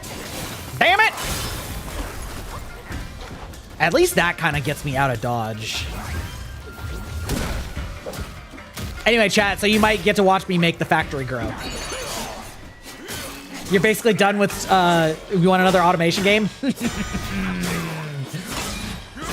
So, Factorio, there was actually an unofficial mod for space exploration that I played and ended up not really liking. I mean, it was fun for a while, but I ended up not liking it that much because it was so like grind focused, which was like not necessarily the fun part of the game for me. Oh no, brother! Hold on, chill. Oh my god, no. What if I did this? Oh, what if I did not do that, but tried? Hold on, chill. I'm gonna need you to chill. Brother, poison brother, please. What? Okay. Anyway, yeah, I did not really like the space exploration mod for Factorio, but the official space exploration expansion is supposed to be a lot more, like grounded, not as grindy. especially because I learned that I guess the person who created the space exploration mod tended to play the game with high resources or infinite resources. And so I'm certain that that influenced how they balanced space exploration. Because the problem that I found was when we were playing with default resources, you got to a point where you needed so many resources to do anything that instead you just spent all of your time having to get new resources to do the same level of output because you were just chewing through them so fast, which isn't the, like, setting up more iron bases is not the fun part of Factorio. So if you play with infinite resources, then setting up more iron bases just gives you more throughput instead of maintaining the same throughput. So, you know, since that wouldn't be the default assumption for the base game, yeah. Insane, have you played Factorio? Because it's pretty goated. That's now!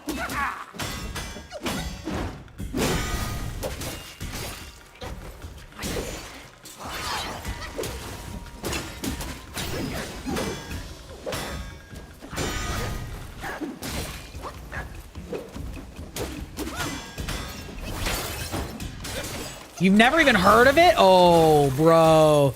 If you played automation games, though, like, it is so good. It is so good. To lead the stage! It is... It's very good. So, you crash land on a planet. It's top down. It is hyper optimized. Now, like, graphically, it is not impressive. But what's impressive is that it runs at amazing frame rate, even when it's got hundreds of thousands of moving things on screen. So, you know, it's like, obviously it's vaguely sprite based looking, but like it's really good. And I don't think they're actually sprites, but, you know, it's very much you get resources and then you build a factory and you make that factory be able to build more factory. And at its very core level, like you have mining things, you have belts, you have, like arm inserters that can like move things from belt to belt. And you get a machine called the assembler very early, and the assembler can make anything.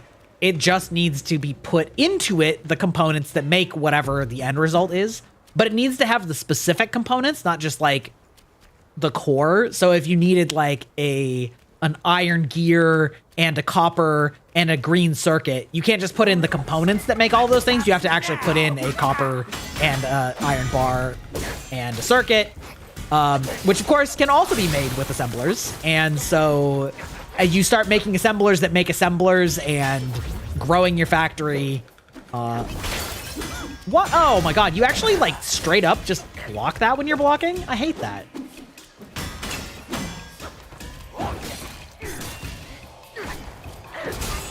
I don't. This guy is pissing me off.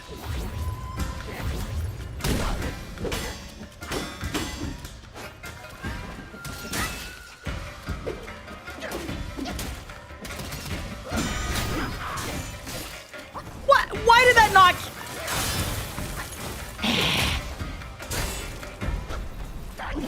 Fucking do my transformation, bitch. I don't understand, like, what it wants. Like, I think I'm just supposed to break his block, but it's very annoying that his block seems to counter all of my spells, too.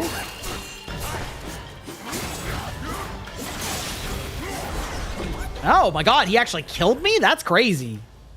That's crazy.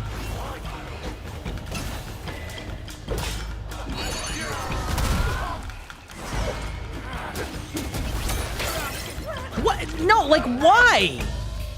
Like, I don't understand why I hit him before.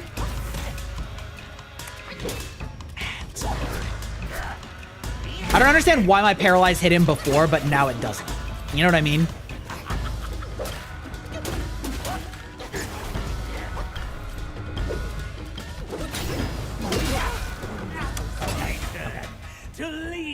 Doesn't sound like a thing I'm into. I mean, fair. It might not be. Yeah, it's very much like a puzzle game in its own way. And it's about creatively using your resources to combine into bigger and bigger things.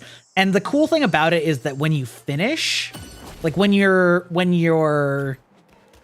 when you zoom out on your I mean, I shouldn't say finished, but like when you zoom out on your factory, it actually looks like a motherboard because essentially what you're doing is building a motherboard. Anyway, it's a very interesting game. It's very fun.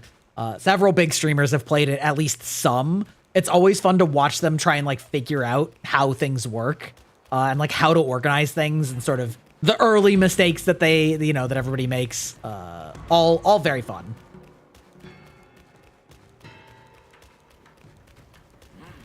But it's definitely not for everyone, you know.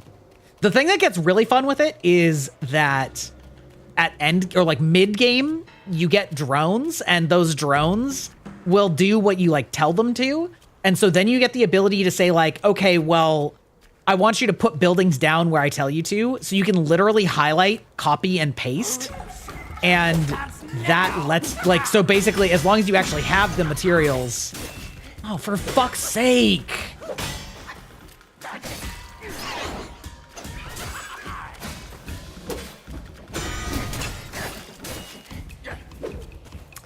As long as you have the materials, it makes the game really interesting once you get the ability to basically like make a good blueprint of how you want things to like operate. What do you want from me?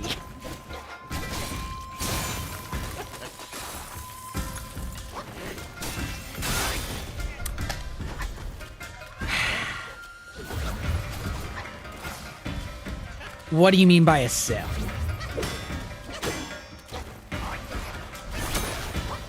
Okay, so I guess I just have to hit him while he's trying to hit me.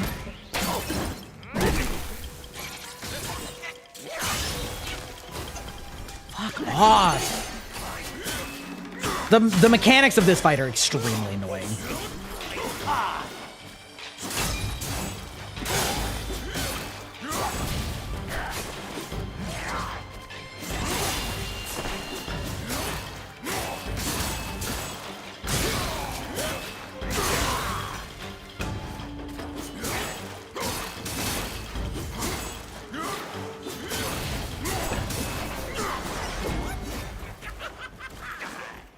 Okay, well, we're gaining progress this time.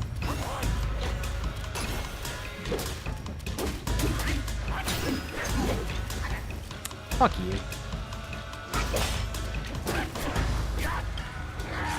Yeah, you just go chill there. There we go. We'll just do that.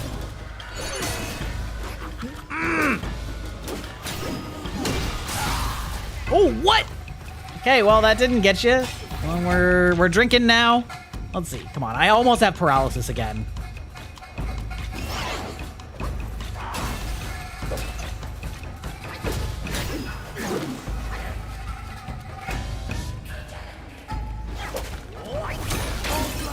What? Why? I don't understand. What happened? Why?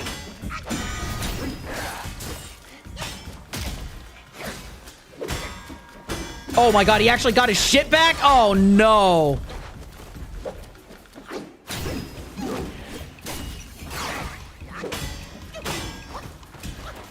Oh god, I'm not gonna get it, but it's gonna piss me off that I didn't get it. Fuck. So close. Like things just happen in the background while you do other things to build towards something. Yeah, kind of.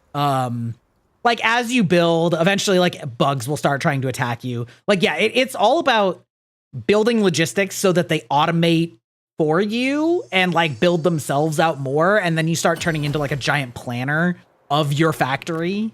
It's very fun. Like once you start getting like deep into the meat of it and like figuring out your own your own way of you wanting to like do things. And if you want, like you can also look up blueprints of like efficient ways to do things if you want, but it's also fun to do it the same. My goat, Big Zaddy Gry. Hey, what's up? How's it going, Goblin?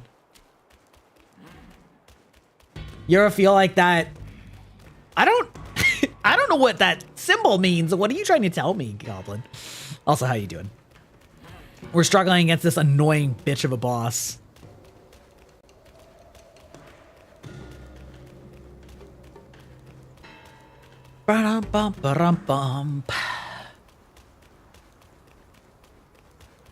Okay, Okay, what if I just Shadow Clone no Jutsu'd right at the beginning? Hey, what's up?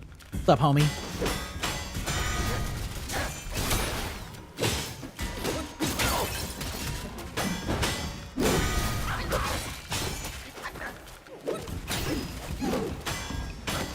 No? Okay.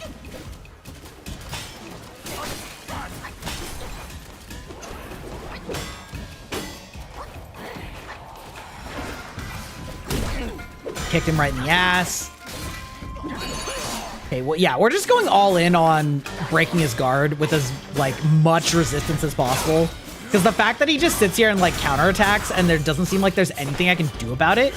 Like, I just kind of have to sit here and hit him repeatedly, and then his counterattacks seem to also kind of fuck me. I don't understand what it's wanting me to do.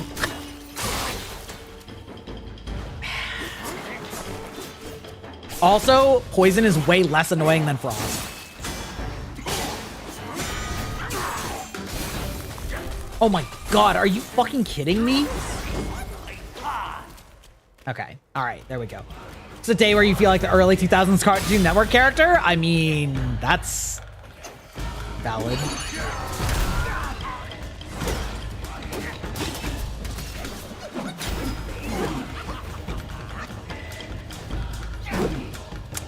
Well, that was useless.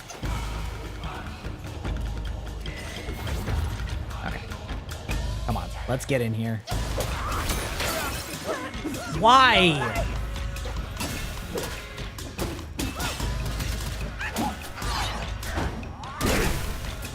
Oh, that was good.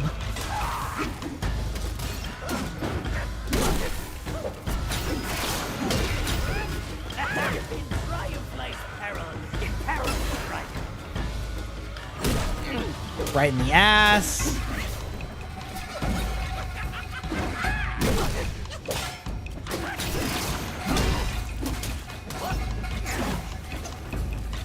Okay, okay.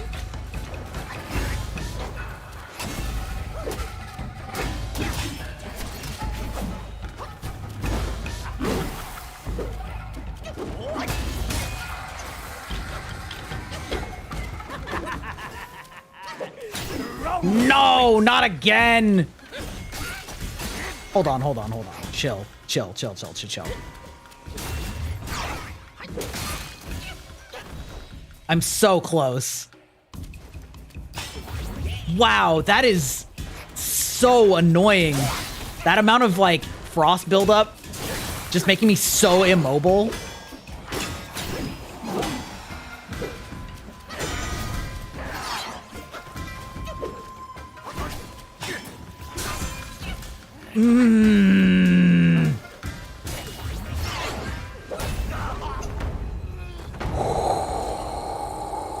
Okay, I did it during ads, but I don't care.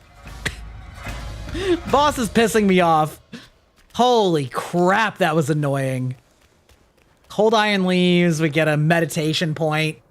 All right, we're gonna BRB while we're sitting here meditating.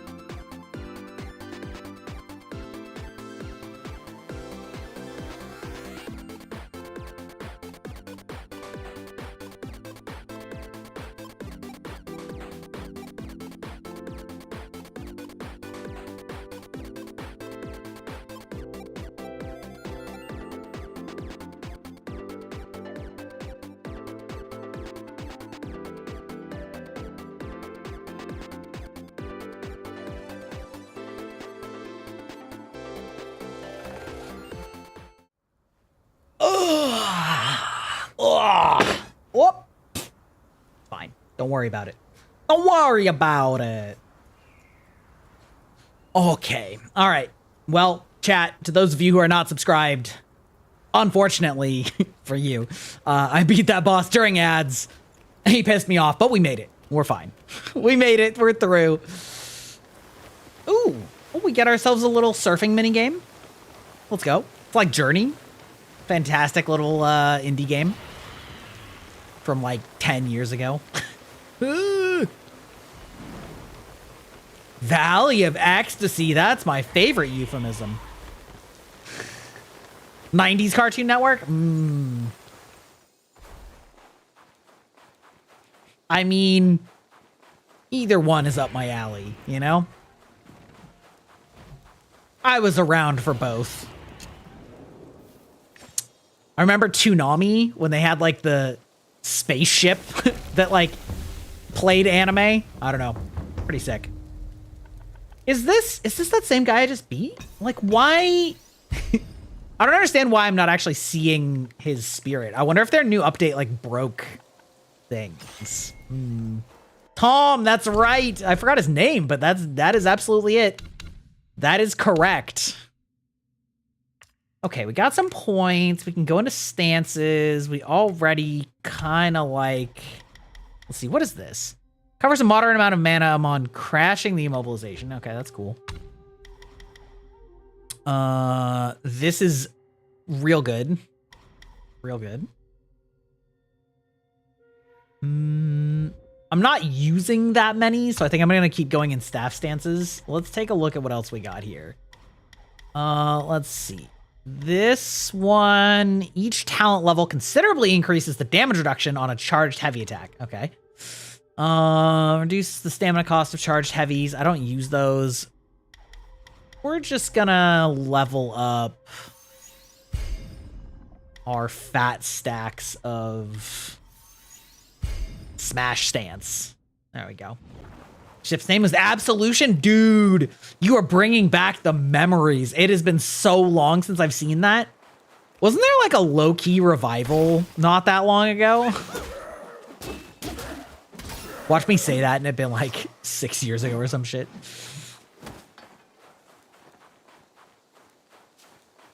I remember that was the coolest thing when I was a kid. I mean, fair.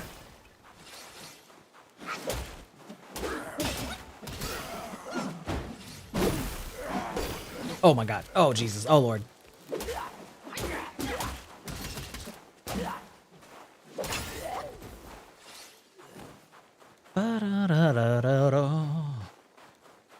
Man. I remember getting into anime with like DBZ, Gundam Wing. My first was probably Sailor Moon. Oh, hi. Hi, Frog-kun. Oh, no. Oh, no. Oh.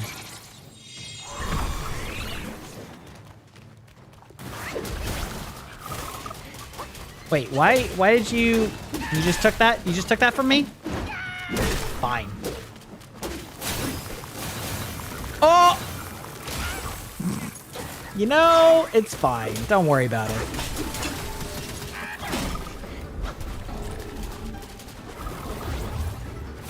Clone me's Natalie Dormer and a clone of the former. You can have your way. There you go.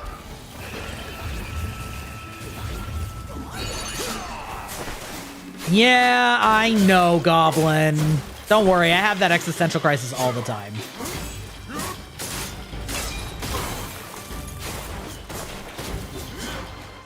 You could be my child.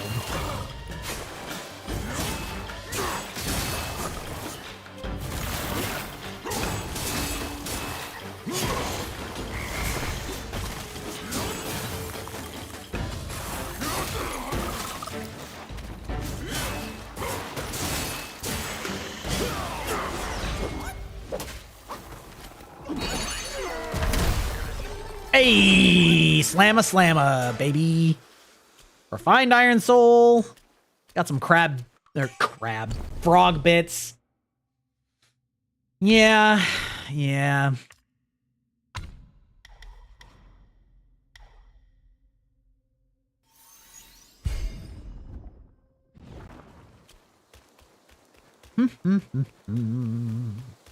Yeah, this frost condition is ass. It is really annoying. Oh. No? Hello?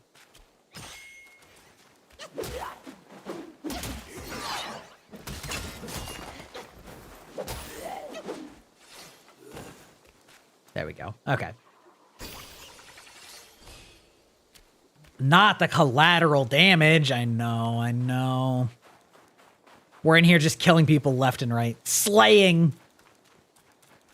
I actually saw on TikTok, I finally realized that there is a way to see that your host has been, like, violating terms of service, or not terms, but, like, community restricted or whatever, and that you can appeal it there. I never even really knew how you knew that, other than just looking at the numbers and being like, yeah, it's clearly shadow banned.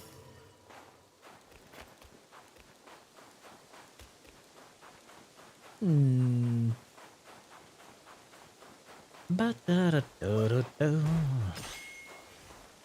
there. Learn something new every day, exactly.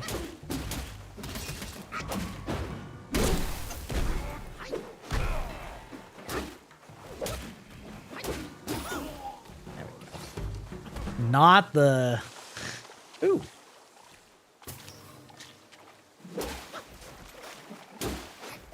Not the frame rate. There we go. Oh, these stupid bastards that blow up when they die.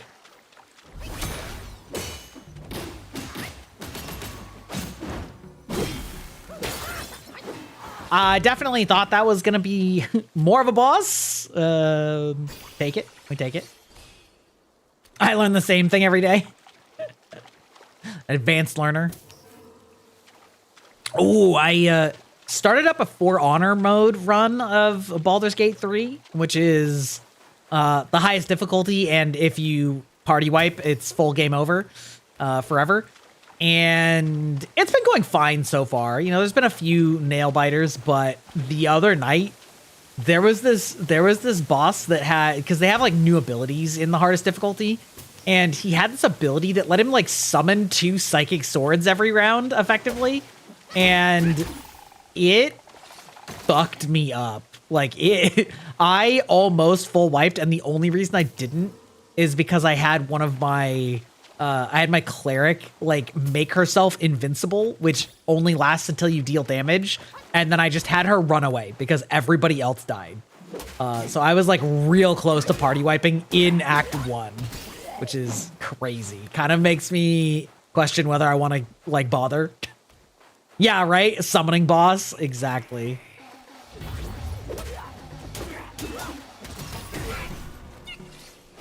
Hello?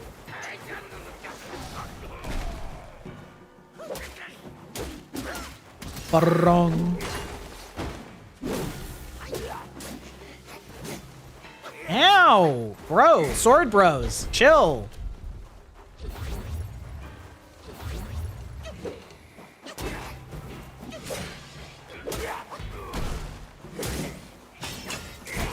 Oh my fucking... The heavy attack, if you're not doing it in the middle of a combo, is actually useless.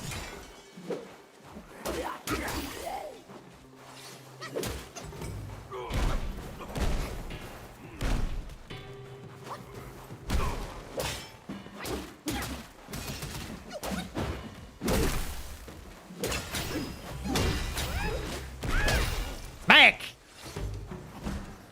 No enemy friendly fire. They're actually, well, in this game there isn't, but in Baldur's Gate 3 there is. Enemies can hurt each other in that game, which I love. Love that for them.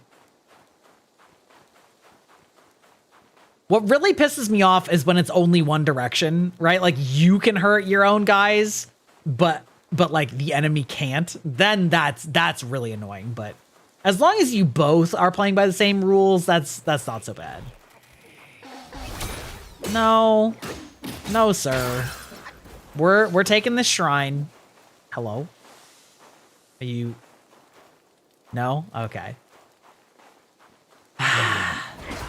Oh my god, there are 2 of you. Okay, bro. Cease.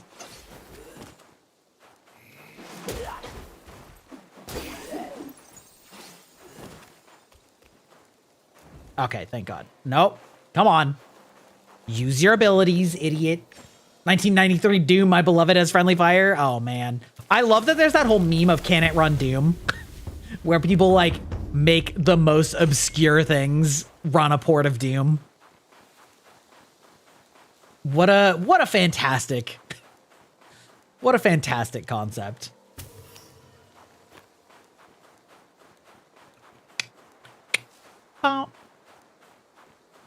What are you like? You feel like there's gonna be something here, since you're like kind of praying. You might just be that. Nothing special. Okay. The Samsung fridge is probably my favorite for the Will It Doom.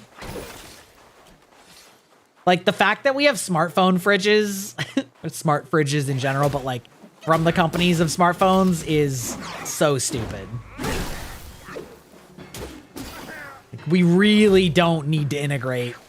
Yeah, I thought that was the case.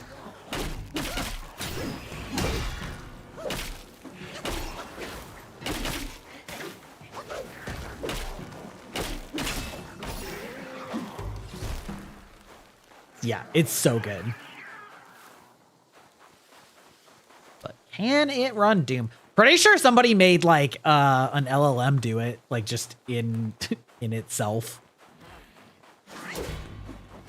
It is so like younger people legitimately have like no idea how far we've gone.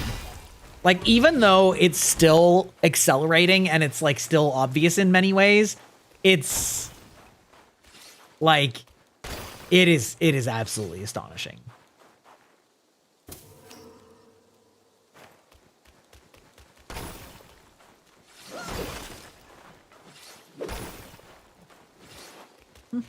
Nah, it's fine. We'll just drink it. I remember beepers. Yeah, I know, right? Okay, boomer. I know. I'm serious though. Like, not in like a, I don't know. It's just like, it's honestly hard for me to even believe like that I lived through some of this stuff. Like, the first time I went to Japan, smartphones didn't exist yet. The closest was a BlackBerry.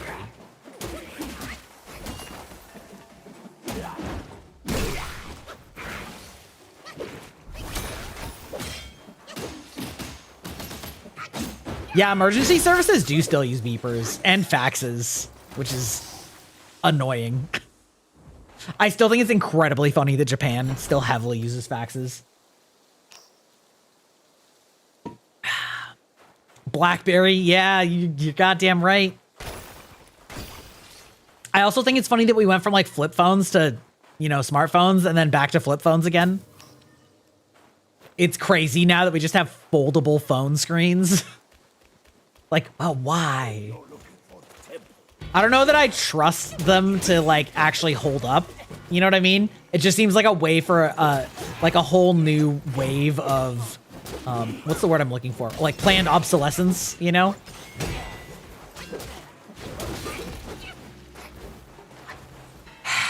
You little fucker.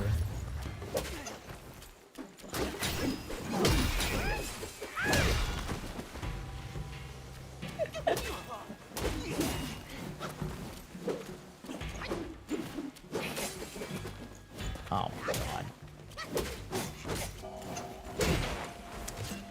Two of these guys at once is like peak annoying. What? Did you bounce that off of yourself? Bro.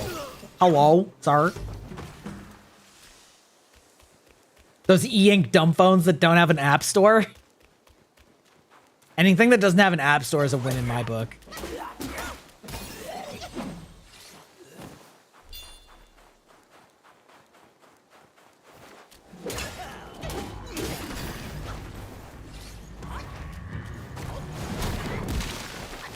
Oh my god. Hello?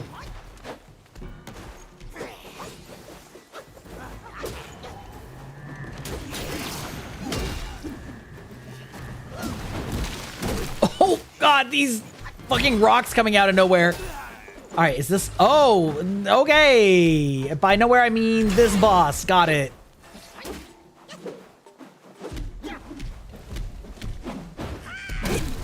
Break his ankles! Oh my god, I got ground pounded the shit out of. I should just go buy one of those toy phones for babies. Yeah, I mean, it's wild to me that, like, you know, 5-year-olds have smartphones. Like, that alone is crazy.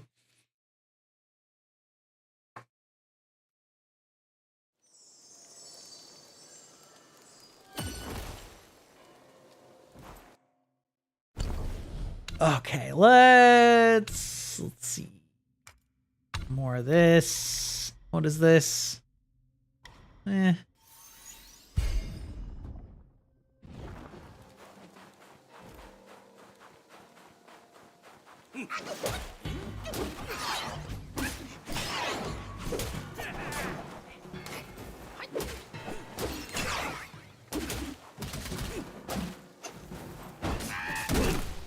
What?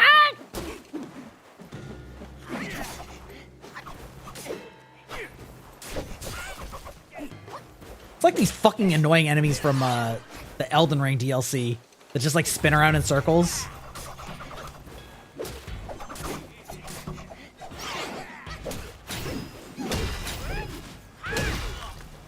Do love the smash though. There we go.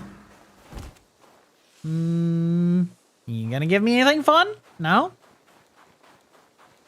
Okay, that's fine. Is this the way forward though? Kind of feels like it is. I too love to smash. Exactly. Like the super variety.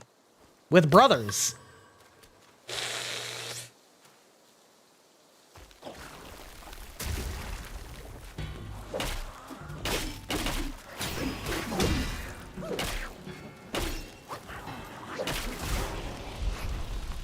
Okay, hold on. Chill, bro. I need you to peace out. Was it worth it? Maybe. Maybe not. Oh my god, another one? Brother! Oh my god, there's... Oh my god, you're actually a boss. Okay.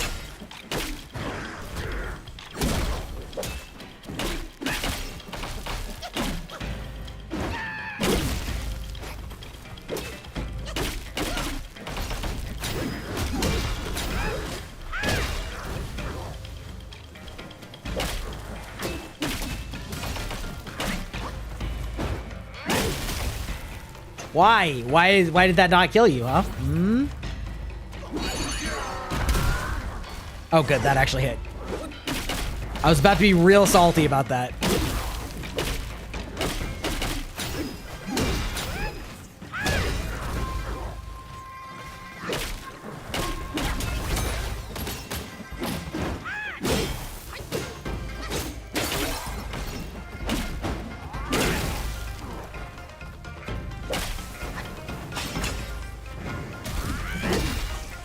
Hey! And I'm poisoned, so I'm just eating shit constantly. Drunk fighting style goes crazy. I've always thought Drunken Master was like a fascinating concept. It's kind of like when somebody button mashes in a fighting game when they don't know what they're doing and it like works out because it's so wrong that it works. I know. Oh, I know Drunken Master's a real thing. Like it's crazy.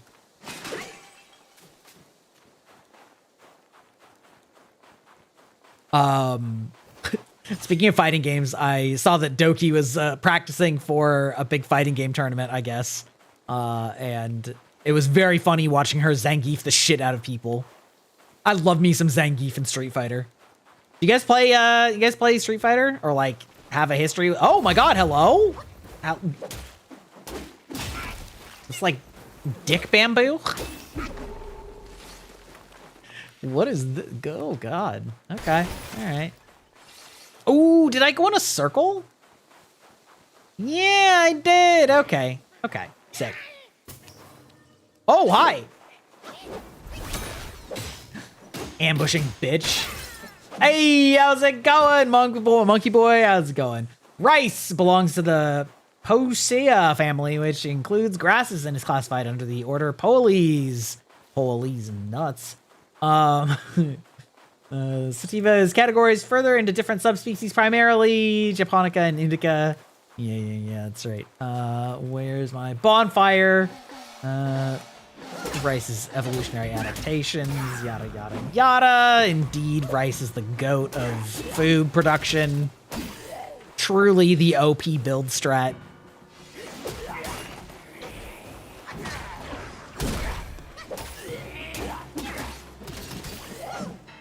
But seriously, where's this fucking bonfire? Where did it go? Oh my god.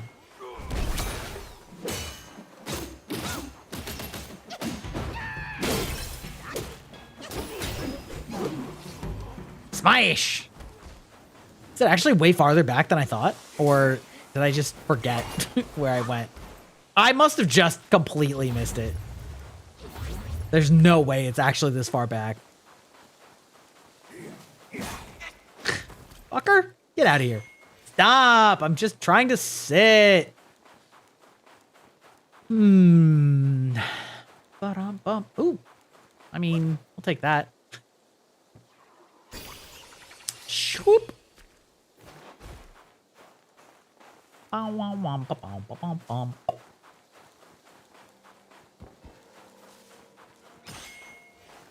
Okay, it was just right here. Great. Got it. Let's take, ooh, brew. Ooh, what did we get? Each sip recovers 36% of maximum health and a moderate amount of mana. Ooh.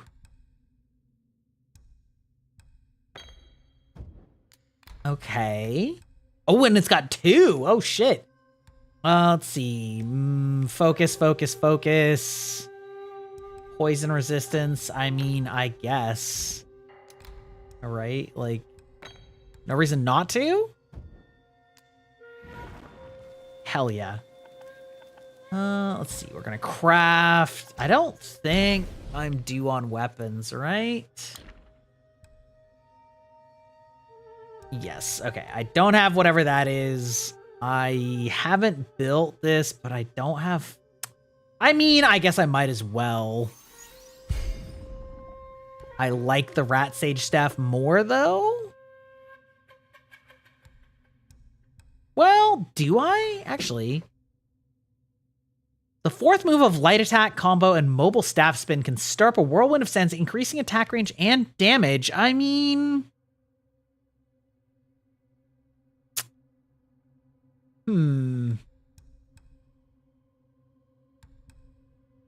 Let's try it. Let's try this Rat Staff for a while. And let's take a look at our armors. We'll just... 48, 53. What does this cost? The duration of shock state moderately increases thunder damage. I mean, that would have been good to do with the other one probably, but...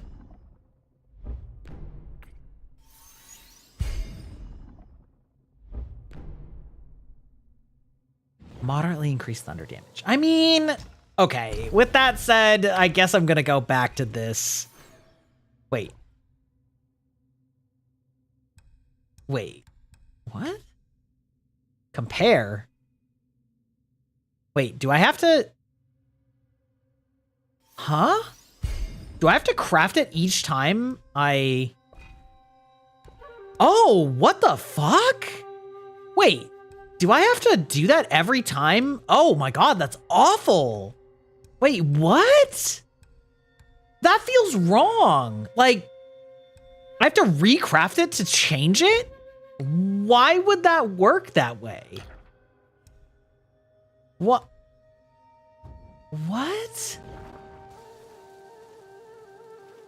That feels incredibly wrong. Wait, oh, I didn't rest.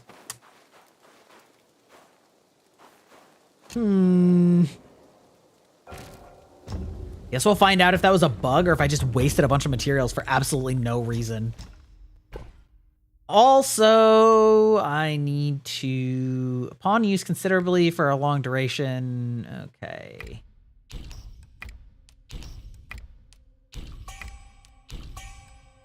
We'll get these...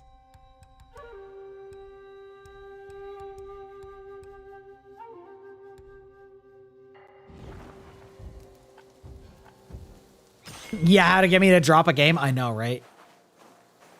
Yeah, I mean, listen. actual small team made this, so there's some level of forgiveness I give, but like, still. Sometimes developers just make decisions that are so baffling. And I don't understand why anybody ever thought it was a good idea. And that would be one of them.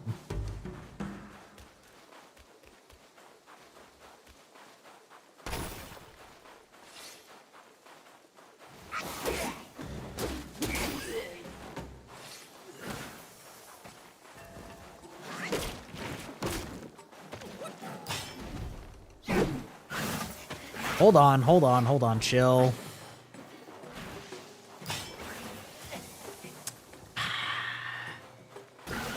Seriously? You've got fucking laser beams?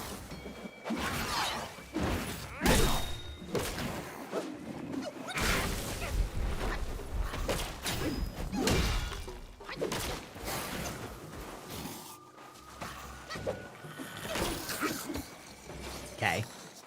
Fine. Take enemies I'm gonna run past for 300.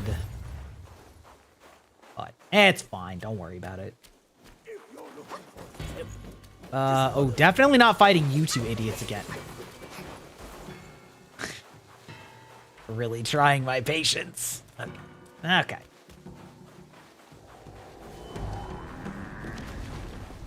Oh, I don't like that.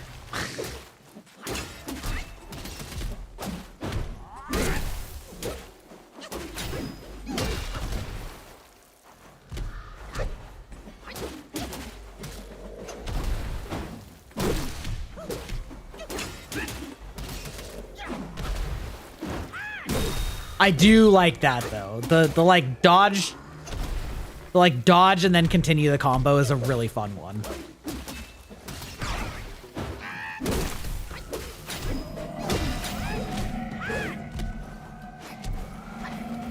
What is going on here?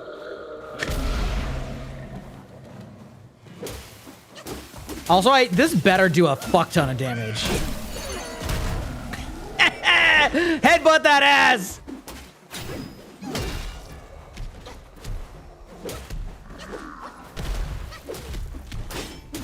I think it's really funny how actually easy this guy is once you actually get to his feet. He just clobbered me last time before I could. Bom, bom, bom.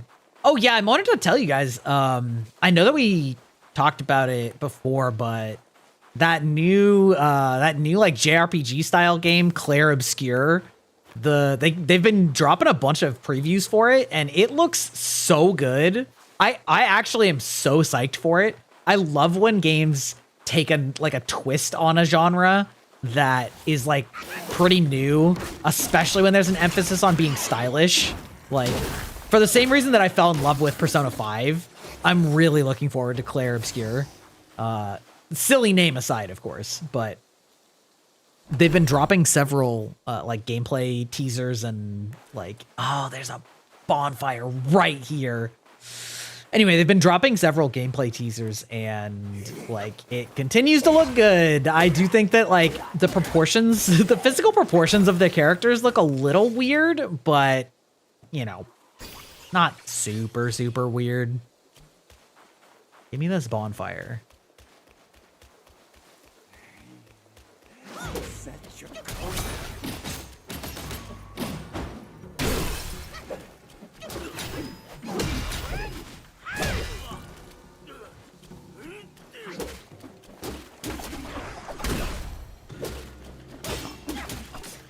Oh, come on. Fuck.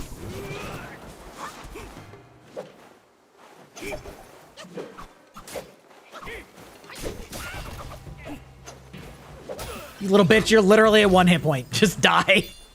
There we go.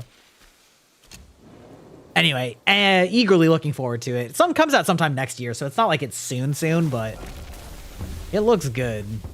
It looks real good.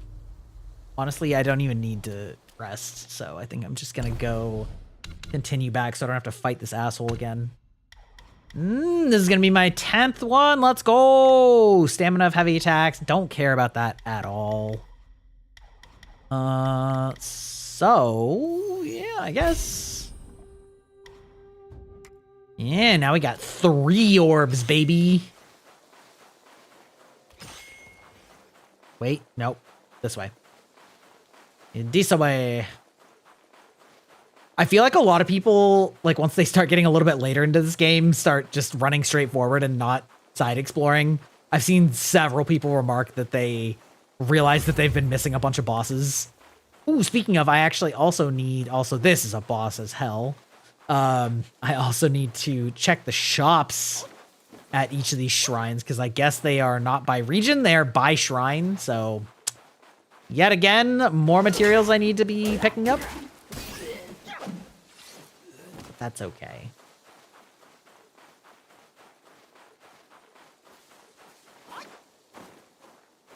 Ooh. A lot of these seem like they are just crafting materials for potions, which I'm not really using.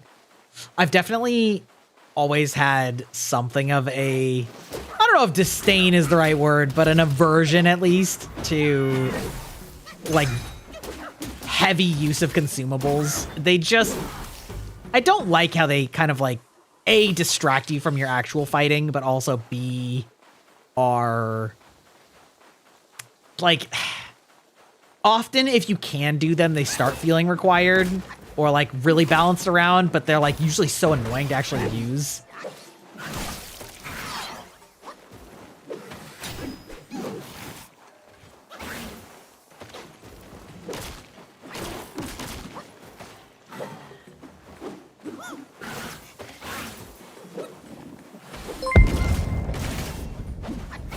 Hey, Grim, how's it going? What were you playing tonight? You were playing, oh, Power Simulator. Hell yeah. Were you playing like base game or one of the DLCs?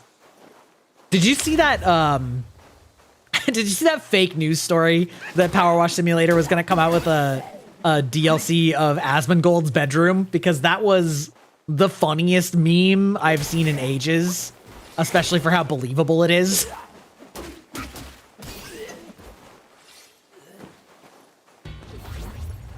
Ooh. Oh. Oh, fuck off.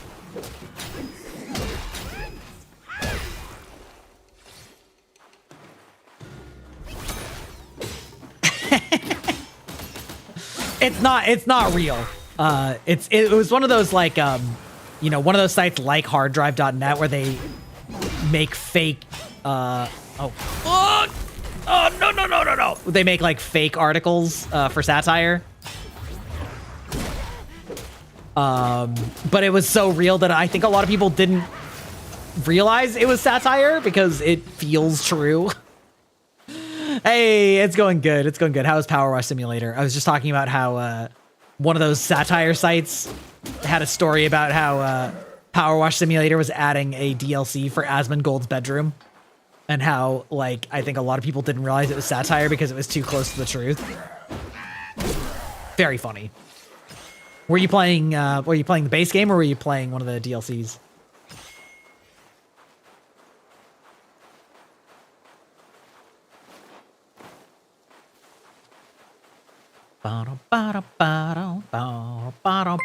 Thank you for joining the database, Tiny Shield. Welcome in, welcome in. I hope you enjoy your stay here. Boy, that is an ominous looking giant red gate. Holy shit. Sheesh. I was doing base game, but co-op with Tiny Shield. Oh, hell yeah. Hell yeah. I love that. Power Wash Simulator is definitely one of those games in the genre of Gride did not think that he would like it and then ended up finding it very fun. Similar to Stardew Valley. I did not think that I would give a shit about Power Wash Simulator until I tried it, and then it was like, actually, this game is kind of great. Like, it's kind of goated.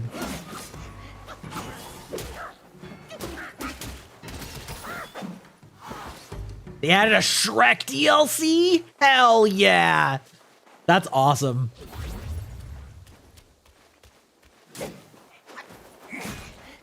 Fuck off.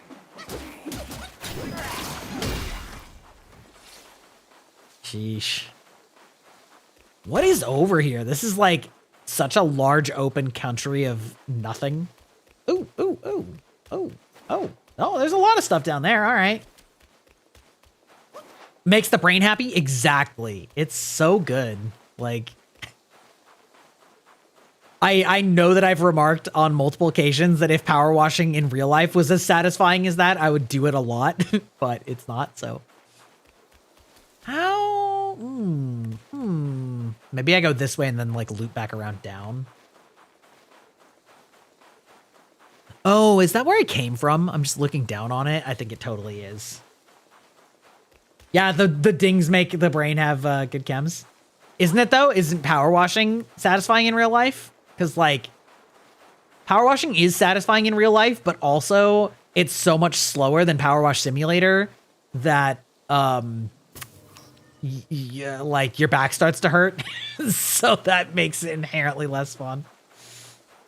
Yeah, I mean, you kind of get soaked in the process. That's part of it. But also, like, oh, hi. Look at this lad.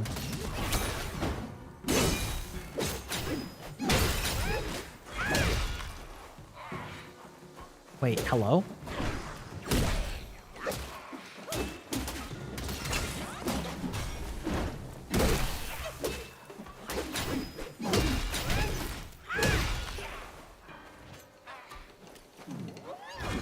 Oh, shit!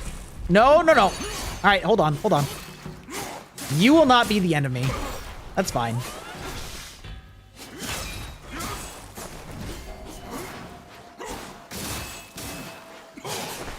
It's really sad how, like, kind of clunky this form is. Oh, you ass slam me, brother.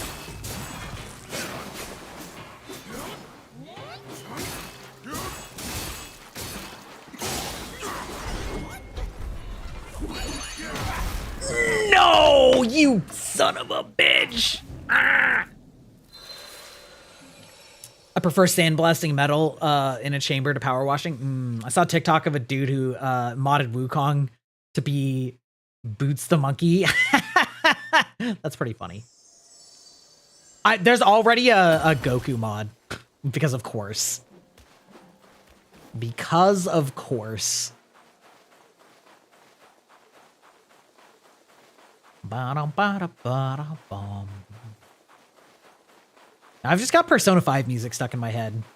I don't actually think I've seen anybody playing it recently, so I don't know why it's stuck in my head, other than the fact that it absolutely slaps, so it deserves to be, but there it is. That is the fact. Where was this bastard? Ooh, there's another one of those big boys. Absolutely. Make sure that you take care of yourself. That is the most important part.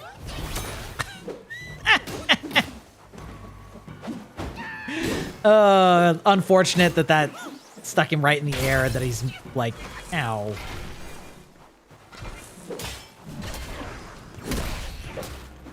Fine.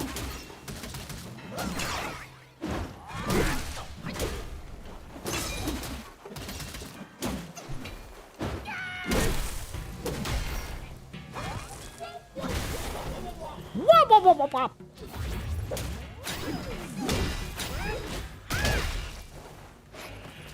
Oh, sir, come on.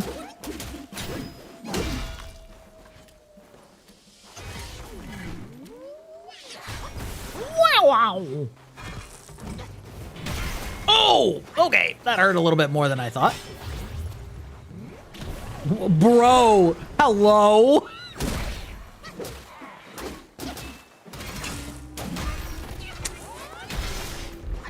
Oh, come on. Fuck off. Like, not even that strong. Familiar feeling, like a kind word and a kind touch at the same time. It's warm and comfortable. It's warm and comfortable. You're goddamn right it is, Baldur's Gate 3 lady. Ah, that voice. It's so it's like so unreasonably attractive. Thank you for the redeem there, Excalibursaurus. Hope you have a good stream. Thank you so much. Must get some rest before work. Of course, of course. Like I said to Grim, the aftercare, always very important. So make sure that you are taking good care of your mortal vessel. Her voice is so hot. Dude, it is unreasonably attractive. I'm so sad that, like, the Tangia... like, there was a probably a week where somebody had made a Tangia, like AI voice of her, and it was perfect.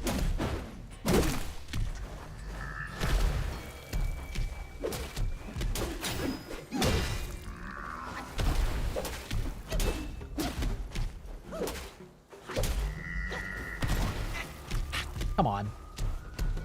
I love how this boss, this guy isn't even like hard. It's just that the bushes are making it impossible to see his feet.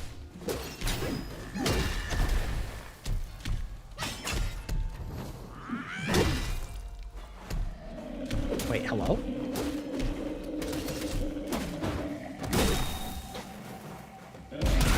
Oh! Okay, sir, that's uncalled for.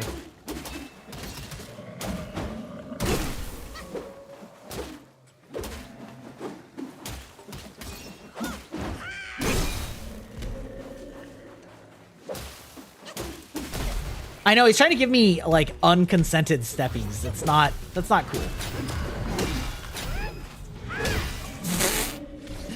Good thing I just stabbed him in the nuts with my staff. Gold spike place, curios. Oh, wait, is that one of these? No, it's not. Still only... Oh, it's these ones, right. Slightly increases crit chance, moderately increases defense. What else have we gotten? Moderately increases stamina recovery rate. Ooh, deals damage to... Oh my god, that's just like a straight upgrade. Hell yeah. Let's go stamina recovery rate instead of mild crit rate, because like crit rate doesn't seem to really be doing all that much. Monkey. Yeah, that's right. How you doing, Excalibursaurus?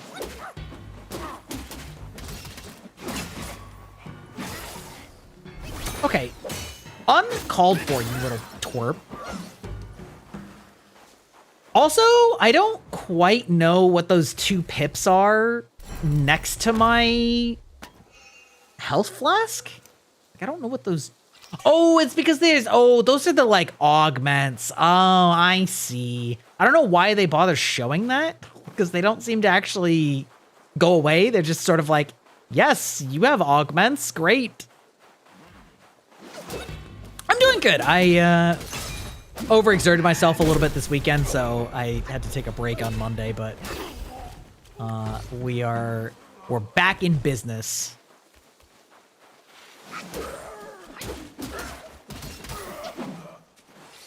Okay, where is all this stuff? Yeah, it do be that way sometimes, you know? You gotta take a break sometimes. Ooh. Okay. Definitely went this way, but was there more down here? Well, there's certainly enemies. Starting to think this might be the right way. The longer it goes, the more convinced I am.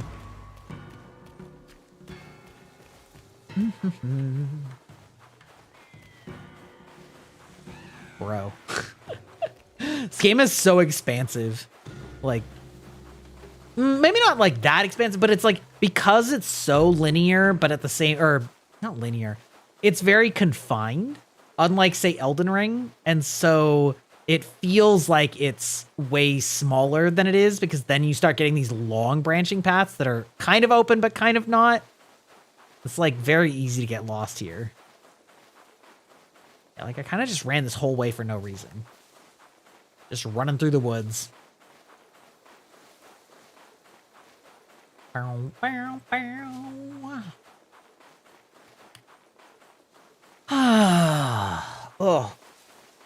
Oh, my arm's starting to hurt now from that COVID vaccine.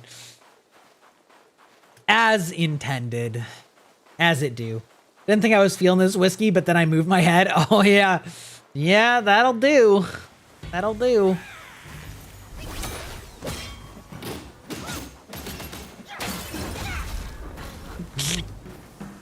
Hell yeah, brother. Oh, oh God.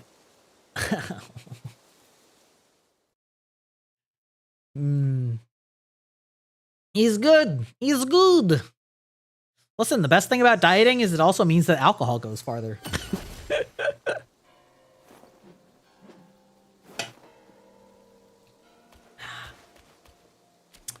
So do Sun Wukong's other friends show up, Sandy and Pigsy?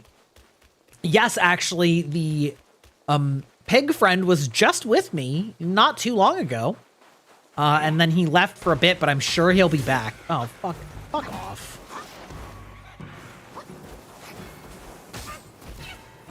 Don't. Guys, I just want to see what's over here. Stop. Oink, oink. That's right. Because this definitely feels final bossy, but this could be hidden bossy instead of final bossy, you know? Yeah, like, look at that. That just screams final boss of the zone. But there's, like, clearly so much stuff over the other direction.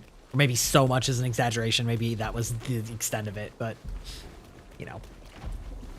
Look at that.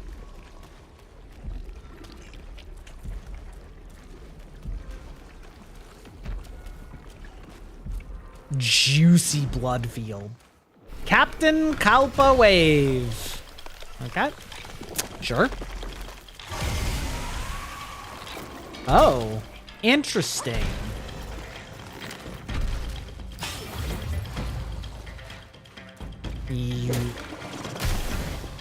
Okay. Oh, ew. Disgusting.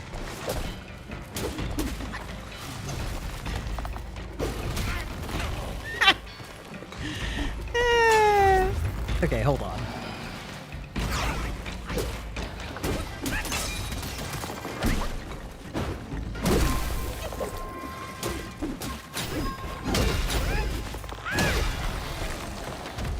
Ooh, we smacked him down. Hit him right in the taint.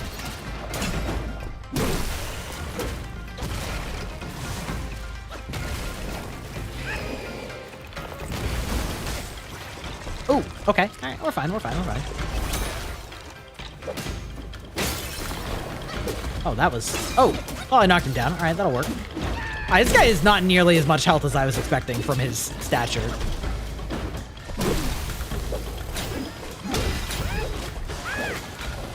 Okay, so indeed...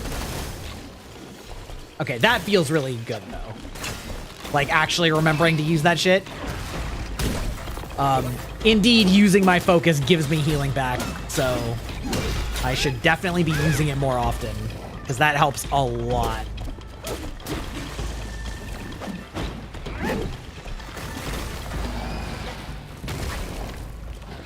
Okay, this is fine.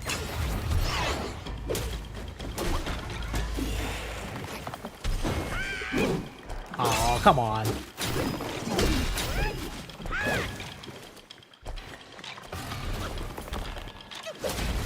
Woo! Not the kickies.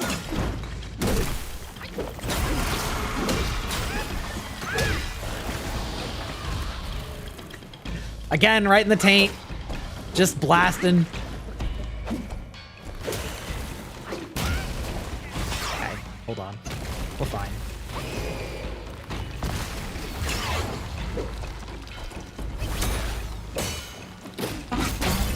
Yeah, actually super easy. I absolutely thought this boss was going to be harder.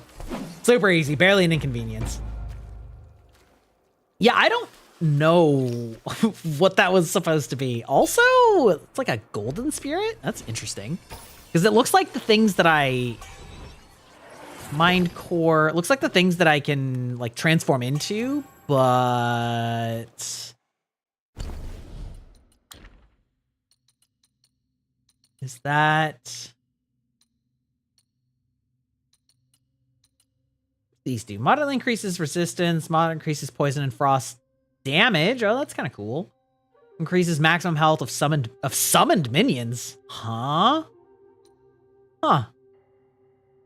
Oh, right, for my, like, multi... Oh, that's kind of cool. Huh.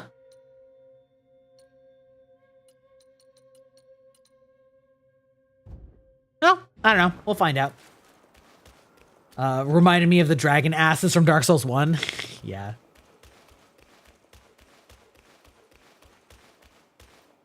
Oh my god, the bloom.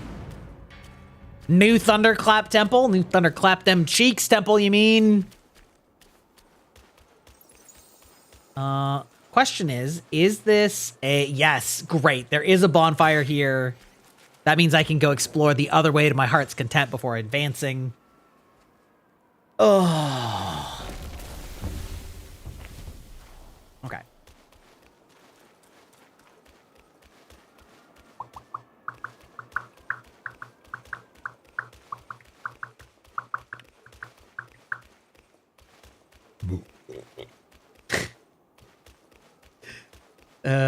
You like that, chat? You like it when I burp in your ears?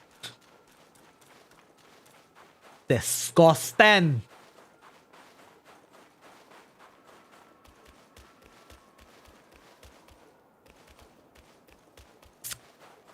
Entirely pointless. Got it. Oh, come on. Give me my stamina back.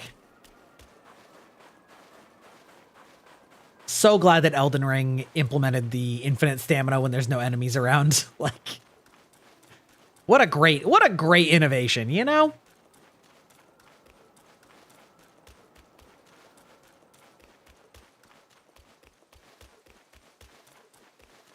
Ba ba ba ba da ba ba da ba ba da ba.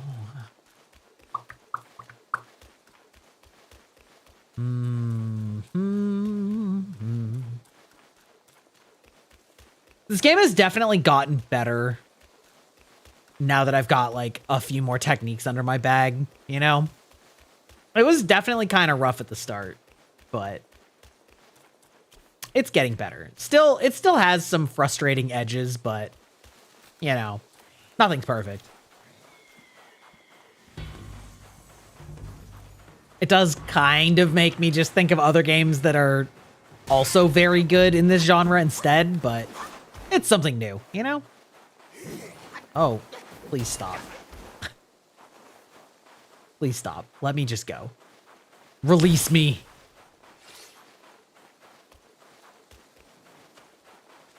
Is that a thing, or is it just weird lighting? It's just weird lighting. I'm gonna laugh if I get over here and it was just this pair of enemies and that was like the end of this whole area.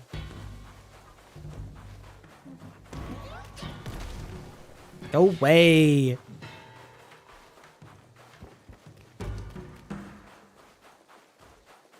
Oh, hey, look at that. We'll take that. That drink back. Yeah, baby. Whoop. Okay, hold on. Hold on, chill. Breathe, sir. Chill.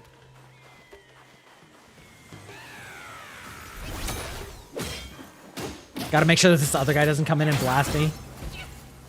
As he did immediately after I said that.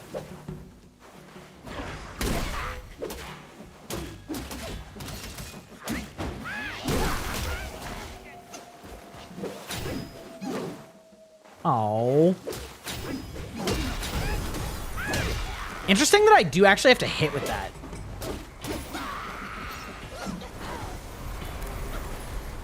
Ooh, no. How about no, sir?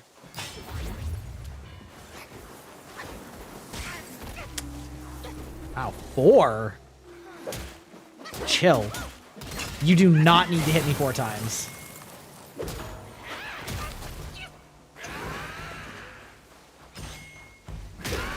Oh my. You're so annoying.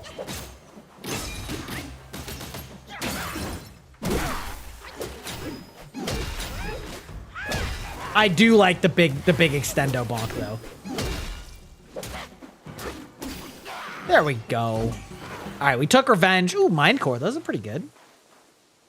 More crafting crap. Honestly, I am kind of thinking this might have been the end of the line. Like I came all the way back. Ooh, is that just back? That is totally just back where we came. Okay, so I've looped around back to the start, I think. Yeah. Okay. All right. Well, that's good. It means I was basically done in this area. Do I have a bonus one sitting around? I do. Let's keep looking at our stances. Out of 20, sheesh. Each talent level increases the charging speed of all stances. I don't do charging. Increases the damage dealt by charged heavy smash attacks. Again, I don't really like that. Grants massive focus upon seeing through and hitting the enemy with resolute strike. I like that. I like the counterattack one because it, like, the problem is that this one that you actually charge up actively takes so long to activate. If you get interrupted even slightly, you kind of just like stop and then pole vault, and it's just kind of like really awkward. Let's see how much damage it does if I do this. I mean, it does do good damage. I will give it that. But it's very hard to use like against a boss. It's so much easier to just use the one that you weave into your other attack combo. So maybe if I were doing the one that's, you know, that massively speeds up the charge time, like maybe it would be worth it. Kind of feel like it wouldn't though. Ads! The ad break. Okay. We're gonna go on an ad break and get a drink. BRB.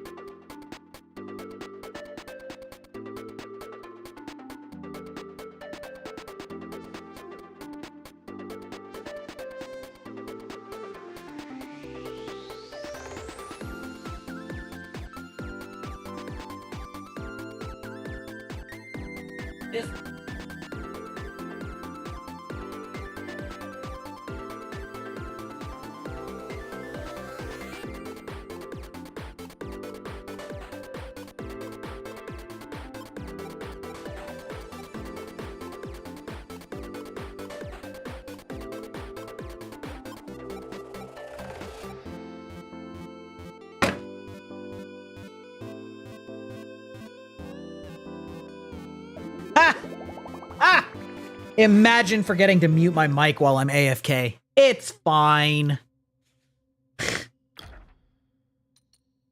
What is this? Oh, I got some chill resist armor. Oh, okay, that's kind of goated because the chill is very annoying. Oh, we are. Yeah, I mean, I kind of assume I wasn't speaking very loudly anyway, but I figured what you may have heard was me shaking up my next drink mixer because I got the. I know I said it earlier, but I got the Iron Mouse, the exclusive Iron Mouse GamerSups mixer thing. So you know, we be drinking out of that in full tonight, and it is great.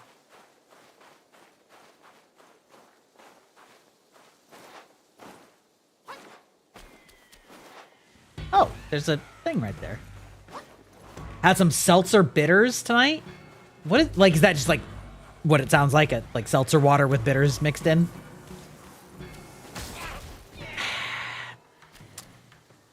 You fucking whore. I don't really like seltzer water, but I do like various bitters. So what kind of bitters?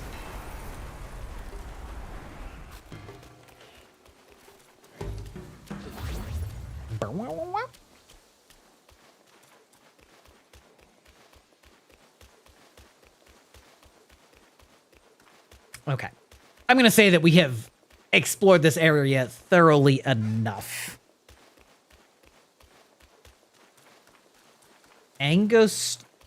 Angostura? Huh. Never heard of it.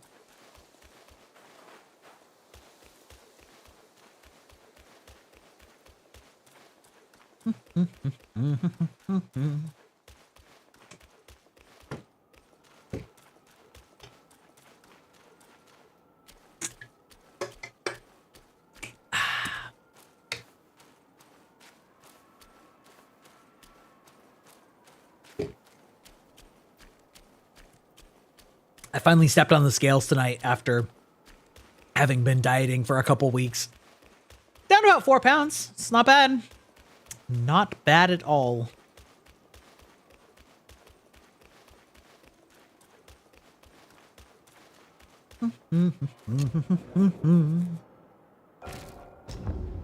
Oh, yeah. Okay. That's nice. Nice.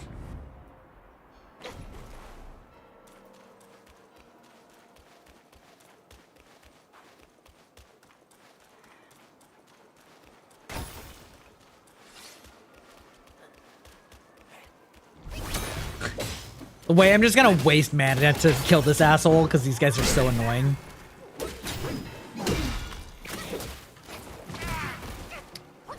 Wow. Dude, bro, half my health in one attack.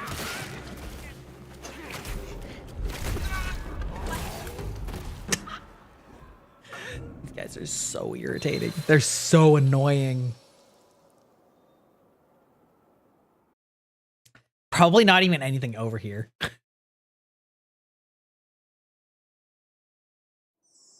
I should really give the parry ability a shot, because it seems like it would be really good. But I do like the ability to just have them de-aggro from me and not be able to hurt me at all.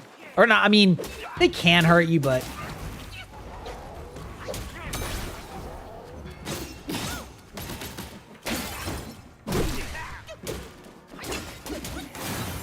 What?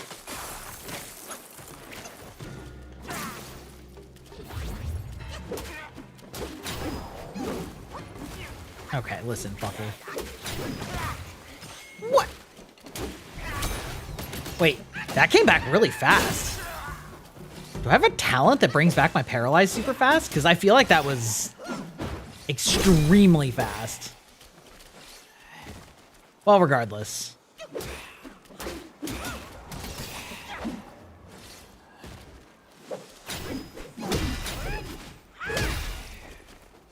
Okay.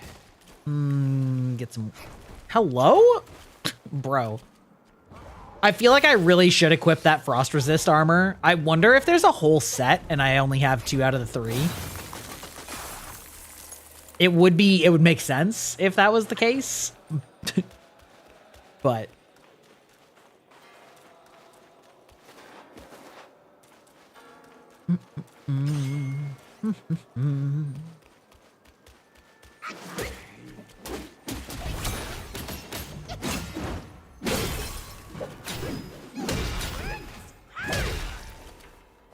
We do like smashing. Get out of here. No mercy. Use all the abilities. Use all your mana. Does not matter. Kill them all.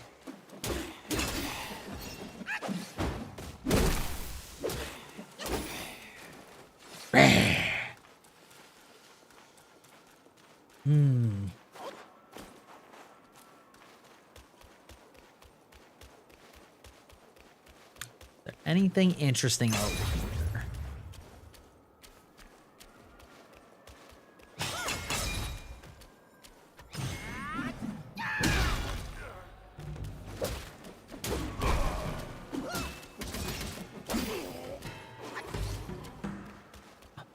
Ooh, there is like kind of actually a way through over here. Interesting.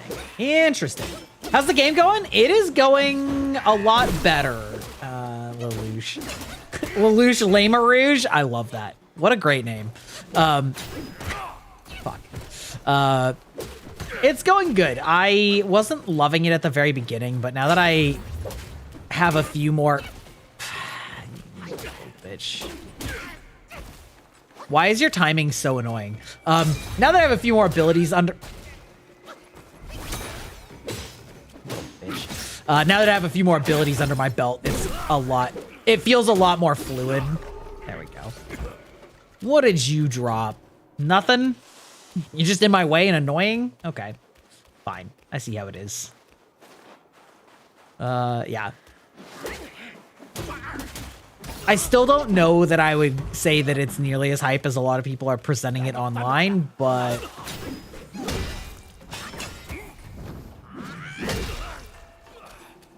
It is pretty good. Okay, hold on. What if I just sit here charging? Do you even come at me? Because you're blind, right? Yeah. I mean, I guess that is a way to do it. Yeah, you're just like charging, or you're just like waiting to counterattack.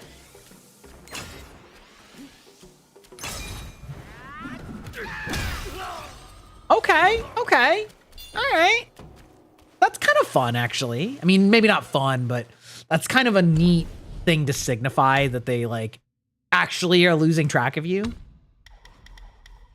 Let's see. Increases the charging speed. I mean, I did just say that. Let's see. Massive focus. I already have that one. Let's try it. No, it's only slightly increases. I don't know about slight increase. That seems... Slightly increases the damage dealt by charge. I mean, if we're going to do anything, we'll go speed, I guess.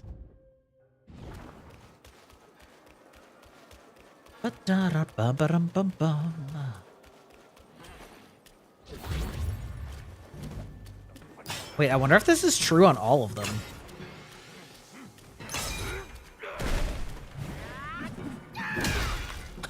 Okay, that did a lot of damage. Okay, well.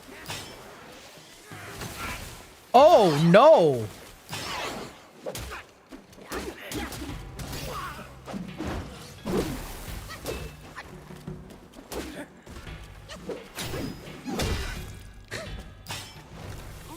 Oh, God, okay. All right, we made it. It's fine. Dude, there's a lot of guys that way. All right.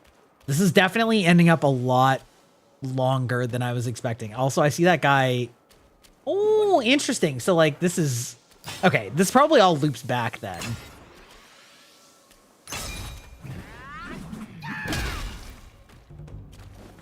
That takes up, like, all my stamina.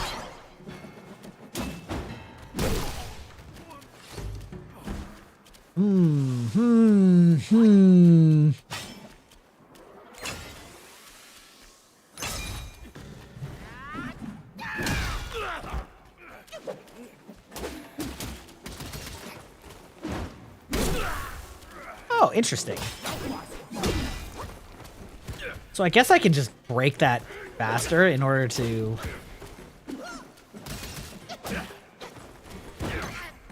Oh, come on now.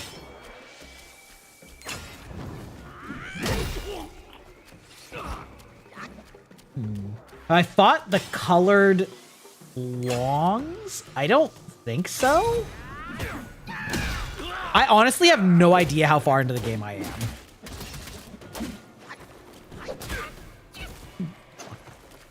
Alright, you little bitch.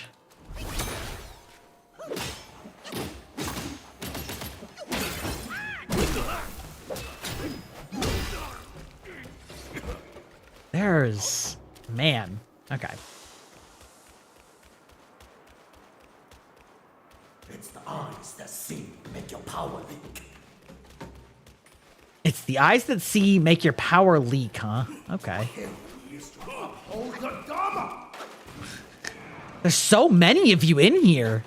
Oh, hi. Hello there, sir. I don't really want to fight you.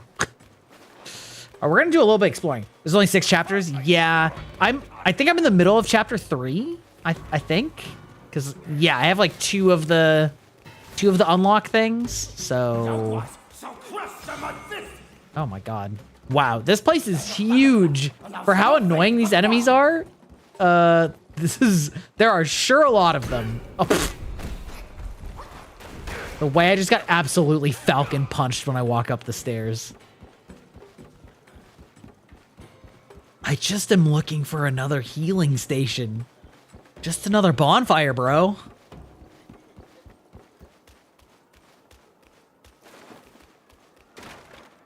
Ooh. Well, got something. Oh my god. when these stupid games like get picky about like the interaction prompt pops up for just a second and then it goes away and then you can't do it because you're too close now. It's fine. Okay, so... A visitor from afar must leave an offering. That I am. And now I'm leaving. Oh god. Oh god. Oh my god, it's still going? I thought for sure that this was just like a wall. Oh my god. Have I gotten any secret areas? Yeah, I've gotten like a couple of secret bosses at least. I don't know about secret like full zones. I've definitely hit some like secret areas though, or secret, yeah, like secret bosses.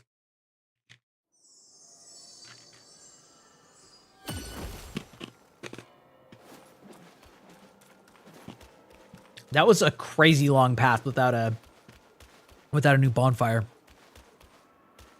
Makes me wonder if I just completely missed one that was right there.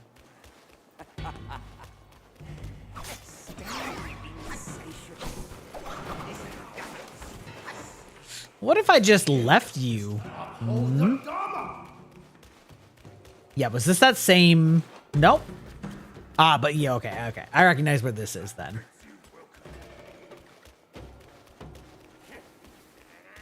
You guys can chill. It's fine. Don't worry about it. You guys can just have your way. You can just keep shooting at me. There's no way I'm going to expend this many resources fighting all these trash mobs. Not when there's clearly a mini-boss right here. There's also... This area is really big.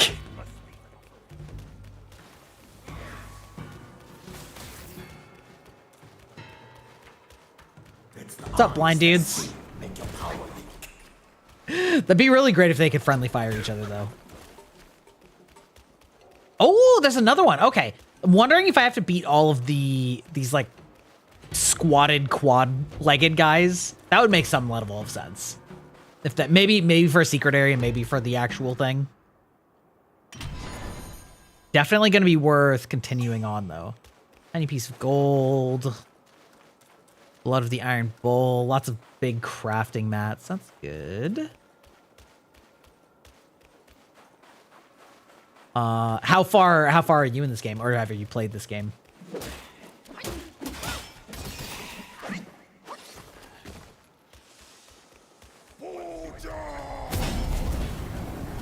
Oh my god.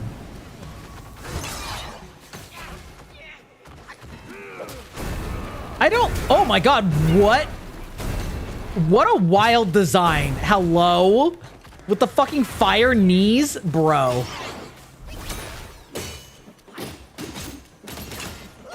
I mean, okay, at least they don't have that many hit points, but what the...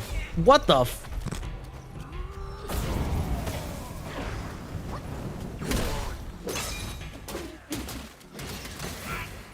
Oh, come on.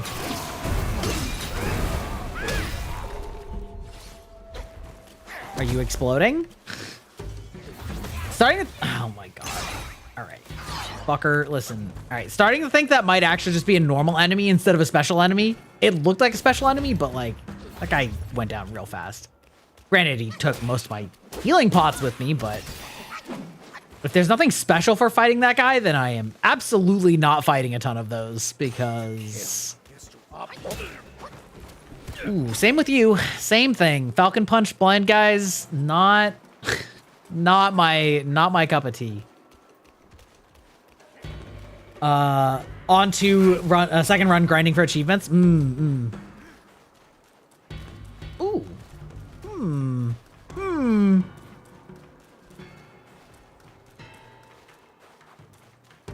What is all this? Oh no. Oh, it's a named one. I love when I'm here and have no...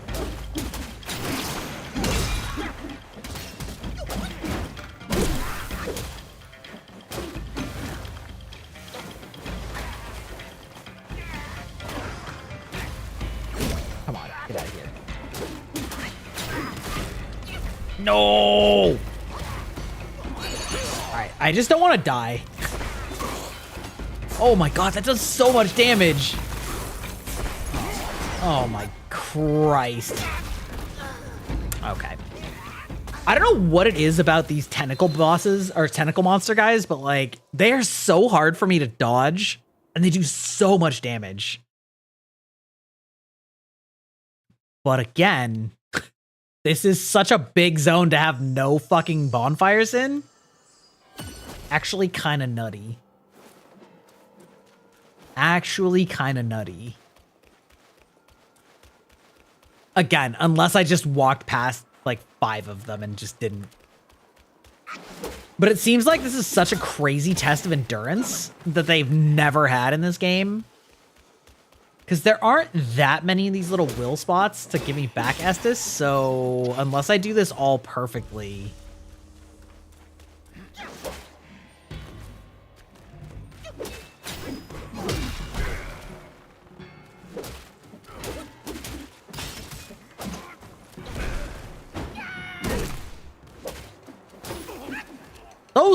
Those guys are fine. Actually, I should just keep that in case I need it.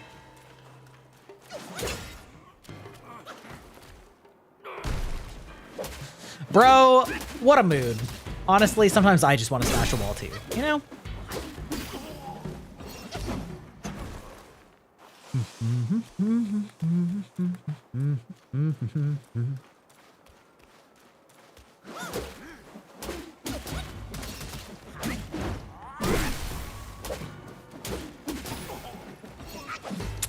Love that for you, sir.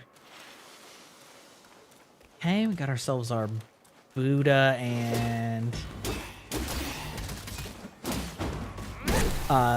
yeah, I didn't know if it refilled all of them. I did learn that it refills it, but I didn't know that for a long time, for sure. Which is why I didn't pick that one up, because I didn't need it yet, but...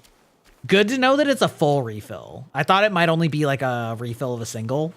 So, thanks for the mechanics. There's certain mechanics in this game that I don't always pick up on or understand from reading, so any help like that is appreciated.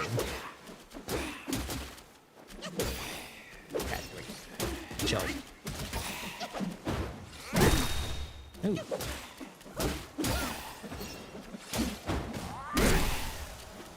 We take these easy kills though.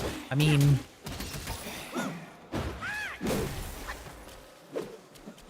Easy will is easy will. Plus, it's a treasure chest. Okay.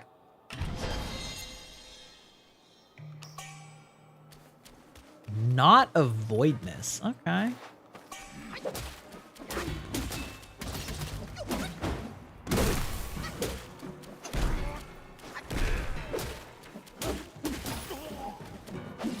Okay, there we go. Where am I? Is this right where I died? Oh, hell yeah. Okay. Okay, that's not so bad. Now, this is not so bad.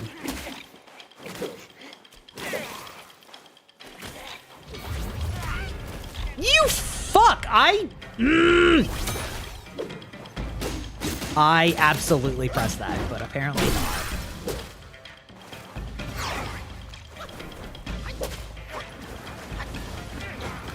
Bro, drink your fucking Estus. Child.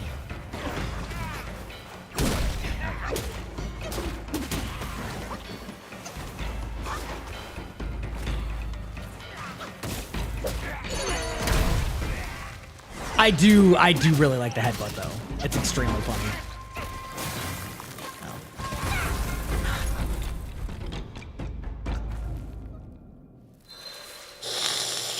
When using spirits and transformation, using them in the middle of a light combo makes them come out faster. Spirits. Oh, like the interesting. I didn't know that about the I knew that about the charged attack, like the heavy attack. I did not know that about the like, what is it? The L2, R2, whatever those are called. Transformation, I assume. Oh, wait, no, I guess transformation is like turning into the fire guy, right? Probably.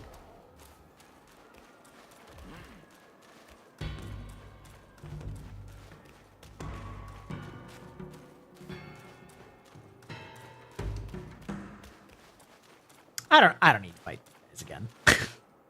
I just want to kill that boss. He's pissing me off.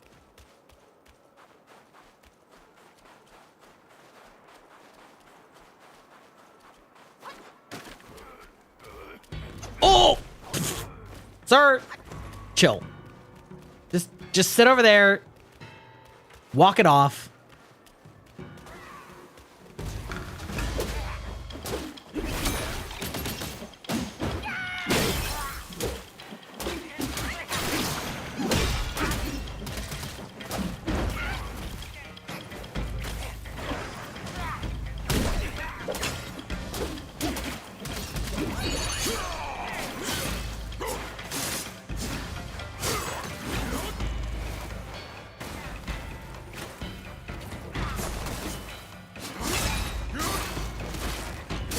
There we go.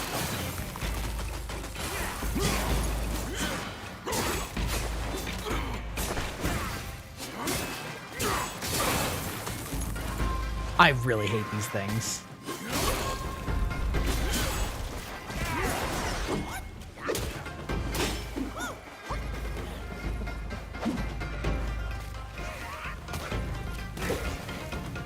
Ow! Fuck off.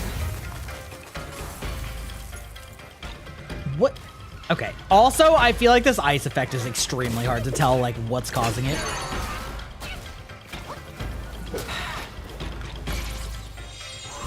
Like, it's just kind of happening. Okay. The tilt is setting in tonight a little bit. This frost effect is extremely frustrating to fight against, and it seems to just be building up even where I'm not getting hit by anything.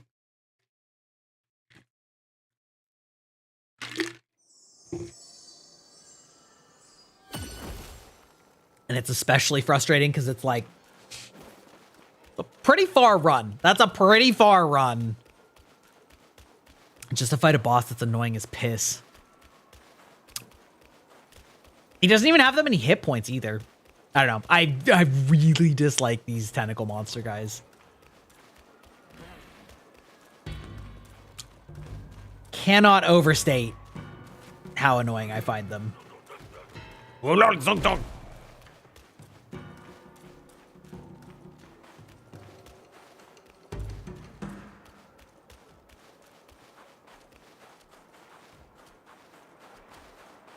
Should probably check and see if there's anything over there too, but oh my god, brother. I know you did that last time, so it's not a surprise, but still. Okay.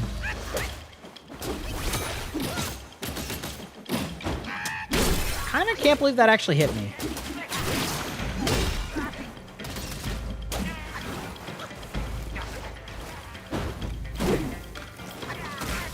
What the fuck? He creates cold...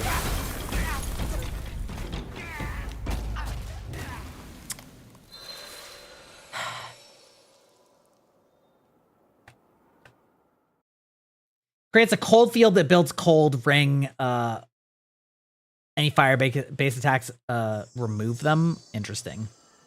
Okay.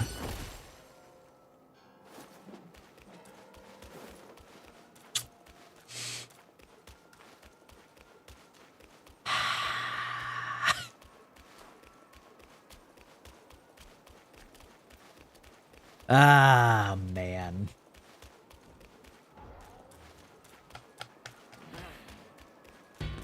It's fine. It's fine. It's fine. I'm just gonna keep saying it until I actually believe it. It's so wild too, because like, you know, as far as like bosses and stuff that I've beaten in this game, this guy's not even like special.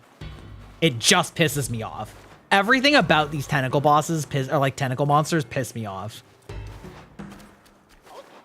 There's certain enemies in this game where their attacks feel like you should be able to get something in, and you just barely can't, and then it punishes you really badly for it.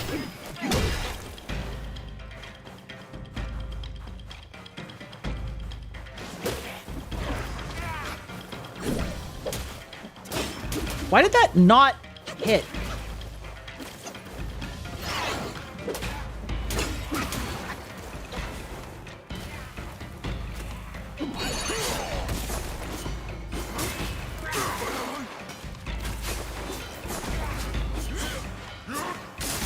Oh my, you.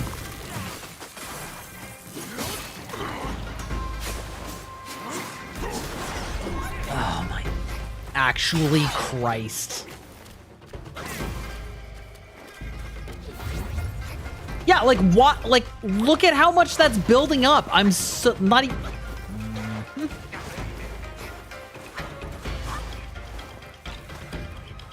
Fine.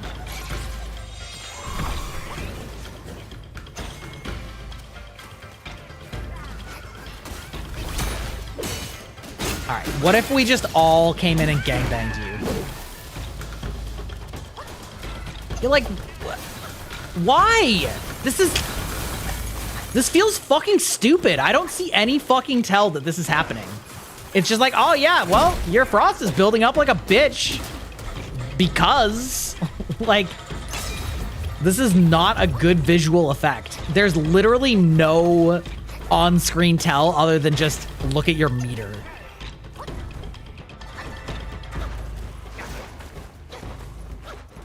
Like, what? Is it just the ground? Like, the ground is snowy? Because, like, I got news for you. The whole fucking arena is snowy.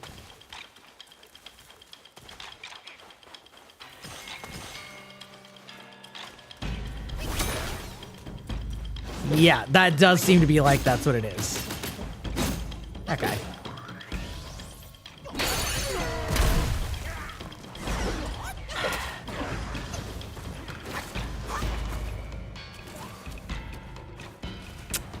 Okay.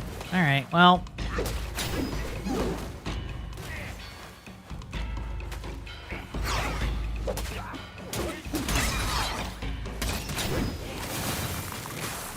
Oh my.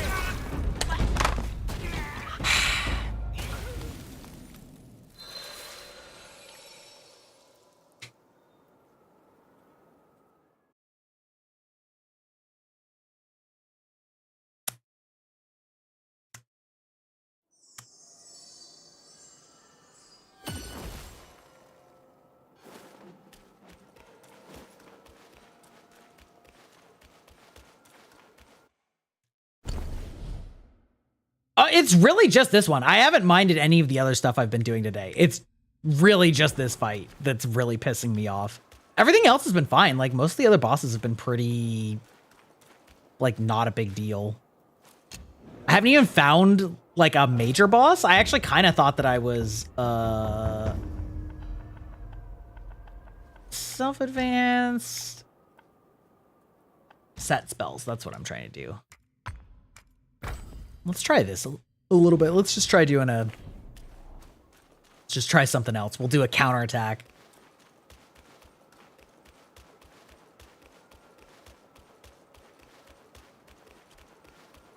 Yeah, I don't know if I have just missed.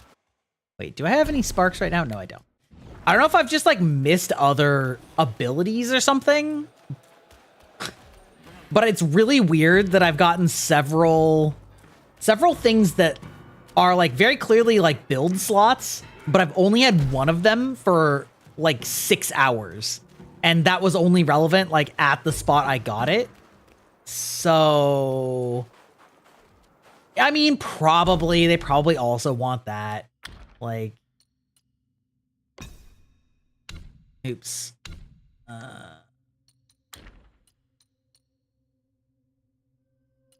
Perfect. Wait, where is it? Oh, do I not have one for...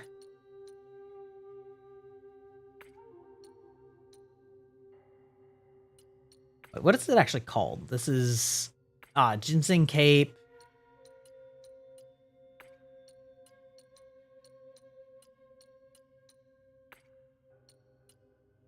Oh, is it literally just that? Does that even... I mean, I guess chill resistance 8 is better than nothing, but... Seems like that's not a lot. Seems like that's probably not going to be the difference maker.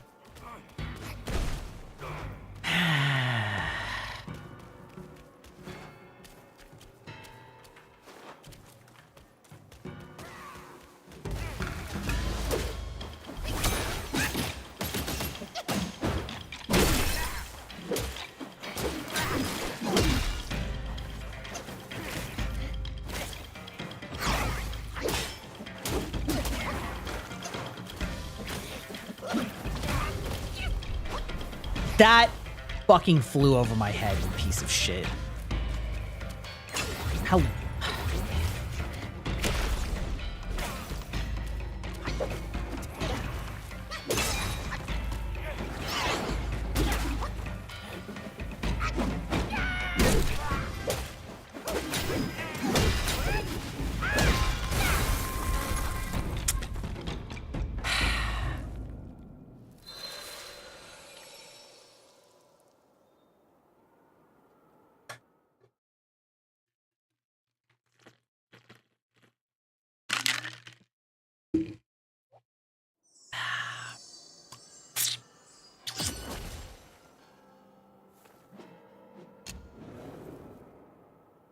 Yeah, already hated that counterattack. So we're gonna set that back.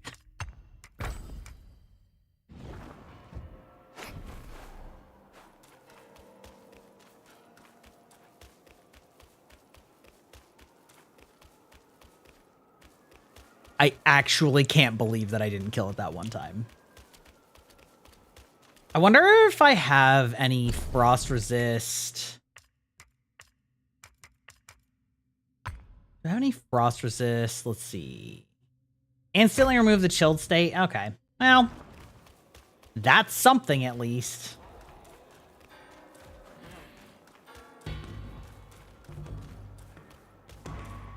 Okay, so it's left. That's not the button I thought I was putting it on, but it's fine. I have no idea what that is, so probably not.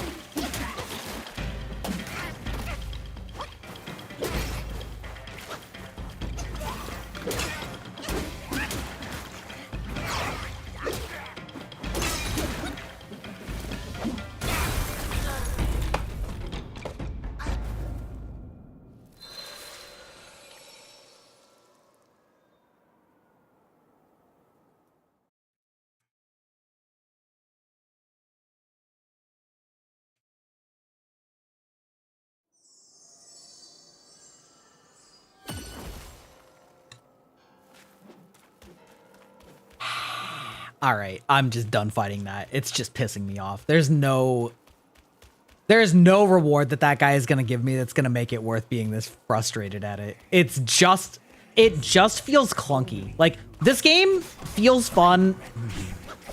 Oh my god.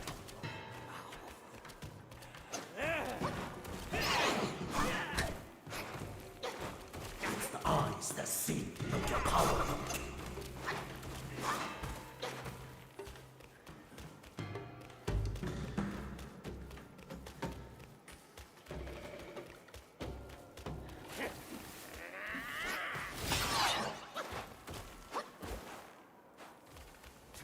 And what does that do? The Dharma!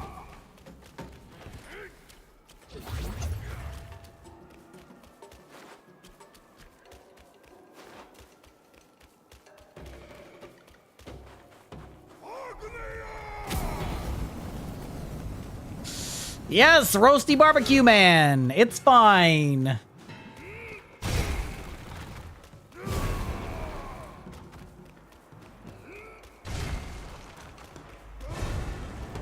Oh, it's a hub for all vendors? That's convenient. That seems like something that should not be hard to find.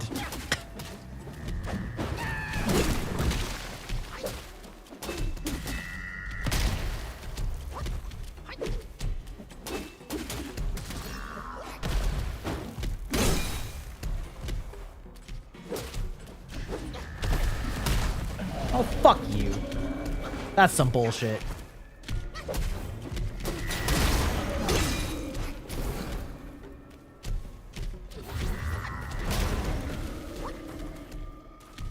What is happening to my camera?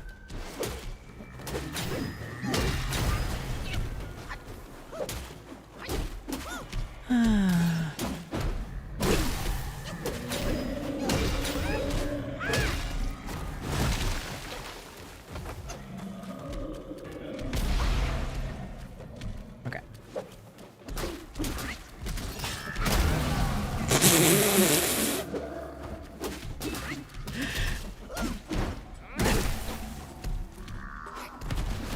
That's fine. Oh my god. Okay, we're fine, we're fine, we're fine.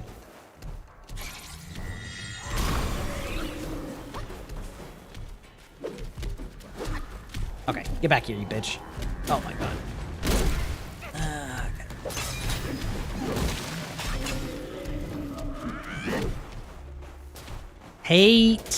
Hate that dude. Oh my god.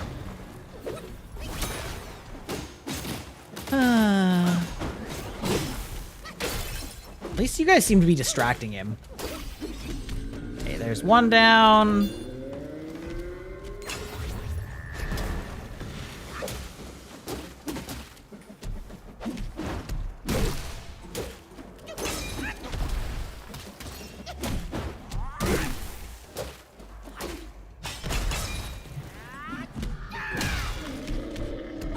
Okay, that works. Oh, that just staggered you. All right, got it.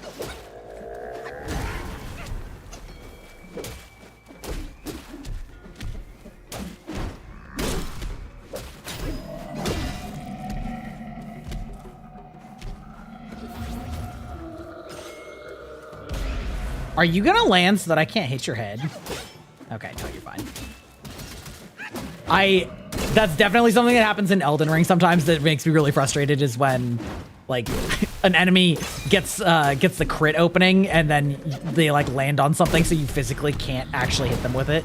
Ow. Oh, you don't get a step away from me. That's rude.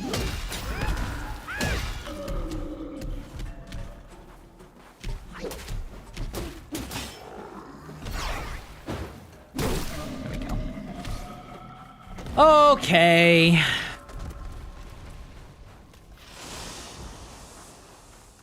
Can you give me a bonfire, though? That'd be great. That'd be really cool. Actually, this isn't even that far, but...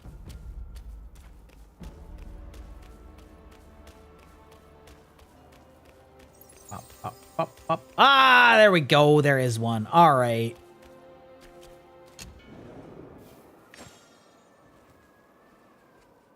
All right, so where are you telling me to go? To Chen Long? Like where? I have no idea where that is.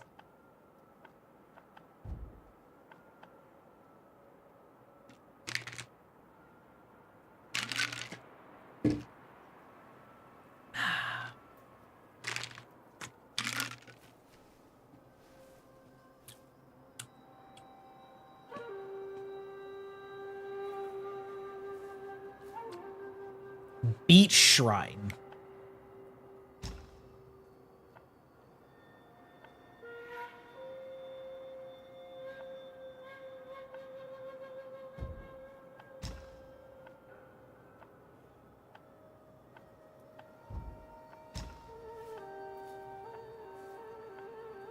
I don't have a beach shrine.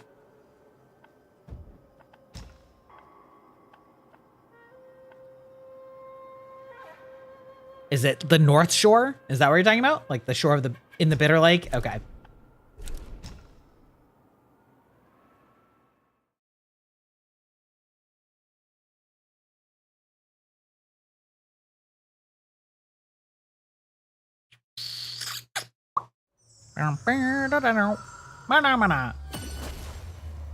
Then go left, like this way? Or like this way? There's probably some YouTube delay too, which doesn't help. Up the hill, is that where you mean?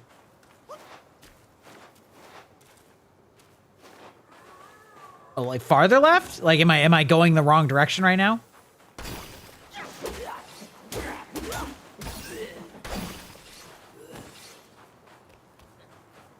Oh, okay, follow the shore. All right.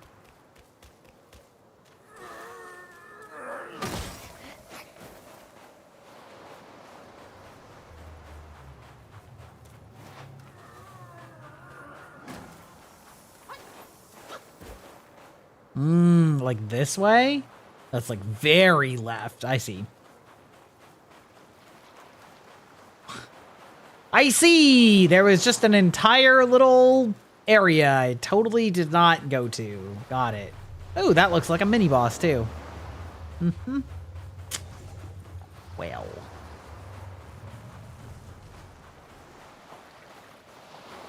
I mean, now I want to fight this. Stop flying! This is not for your eyes, young one. You have spoiled my joy.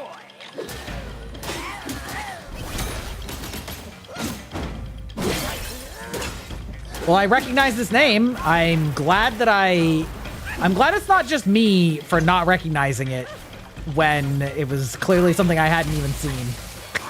I was like, I don't know what name you're talking about at all.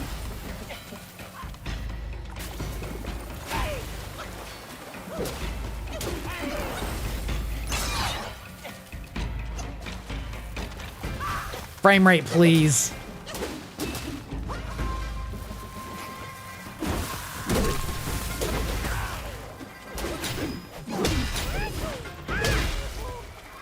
Very satisfying.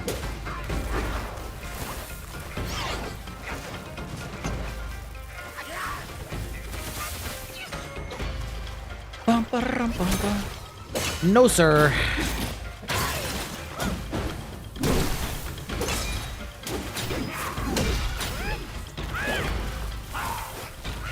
Ah, no, come on.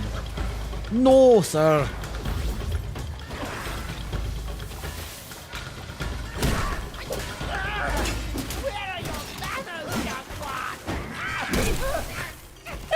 Sir? The frame rate, though.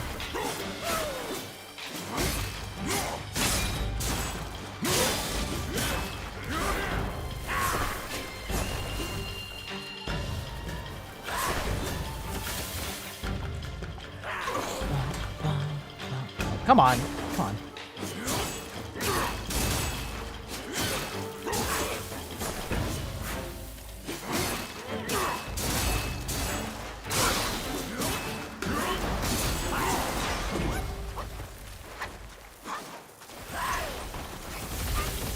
No, let me heal you, bitch. Come on. Oh my god, come on. I'm not even... Oh, for fuck's sake. Come on. Hoi hoi! Hey, little Envy, how's it going? You haven't fought me yet. You'll be the boss. Yeah. Okay. Hey, little Envy, how's it going? How you doing these days?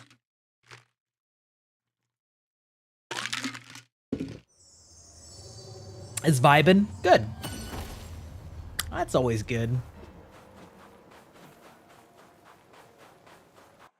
I'm gonna put back on my other armor though. Oh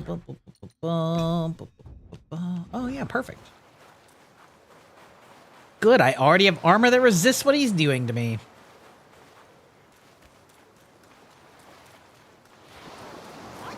Bum, ba-dum, bum, ba-dum, bum, bum.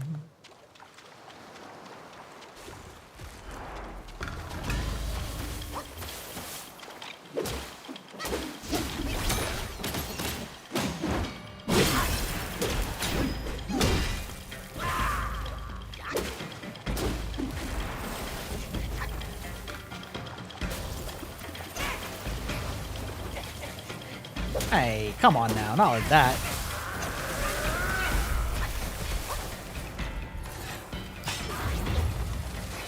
Oh! Ow, okay. Deflect, deflect.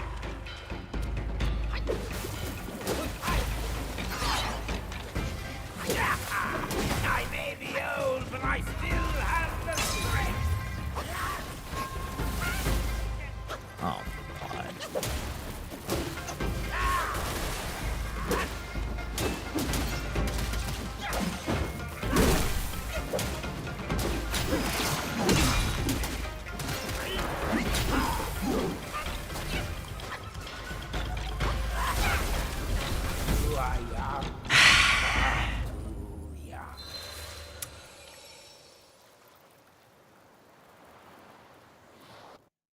I'm clearly getting tired. Like this isn't hard. There's just small aspects of it that are like getting me a little bit tilted, and then I'm playing like shit.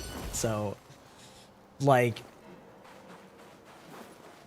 the like frame rate or input delay on certain things is just irritating enough that it makes me do dumb things.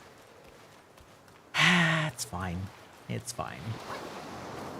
Crappy team. Lag, bad map, you know, classic excuses.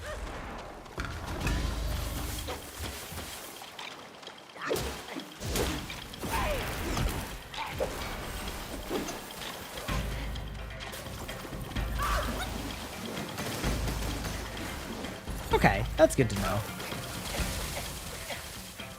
Yeah, see, you're not doing the shit.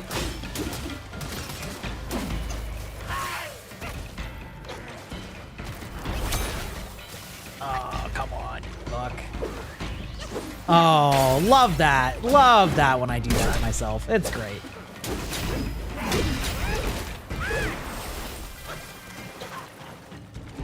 Hey, come on. Lightning shall glow upon my strength.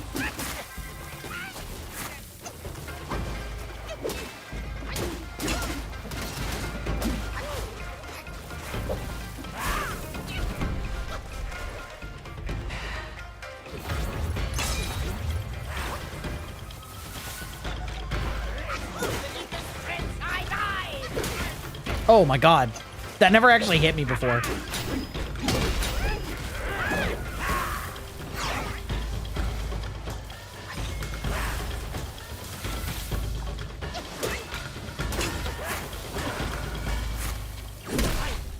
There we go.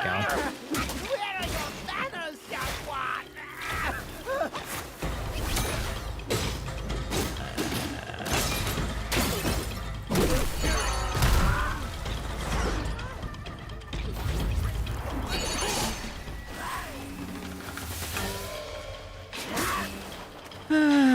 Okay.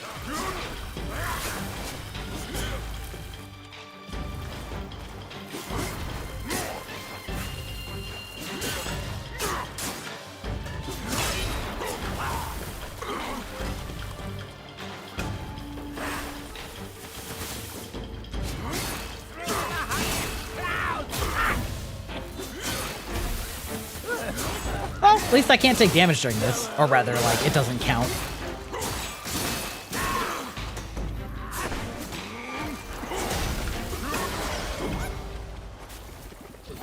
Come on.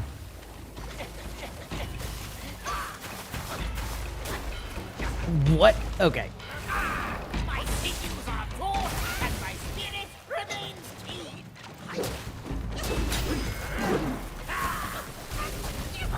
God, come on. Age has not dampened my warrior's spirit. Okay. I'm done for the night. I'm just getting tilted. We're gonna find somebody to raid.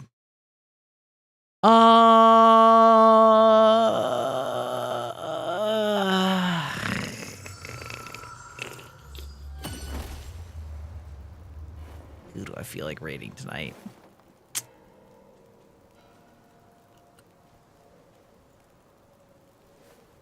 What is this game?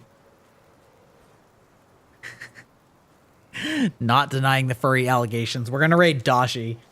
Thanks for hanging out tonight. We getting a little tilted, so we're just gonna raid out and I'm gonna go to bed. We'll be back on Friday, just chatting with Eggy. Great VTuber Bean, who is very into wrestling of all things. All right. Yeah, sorry, NB. I'm, listen, been getting a little tilted, so we're about to have an ad break. We are shuttling you off before then. Good night.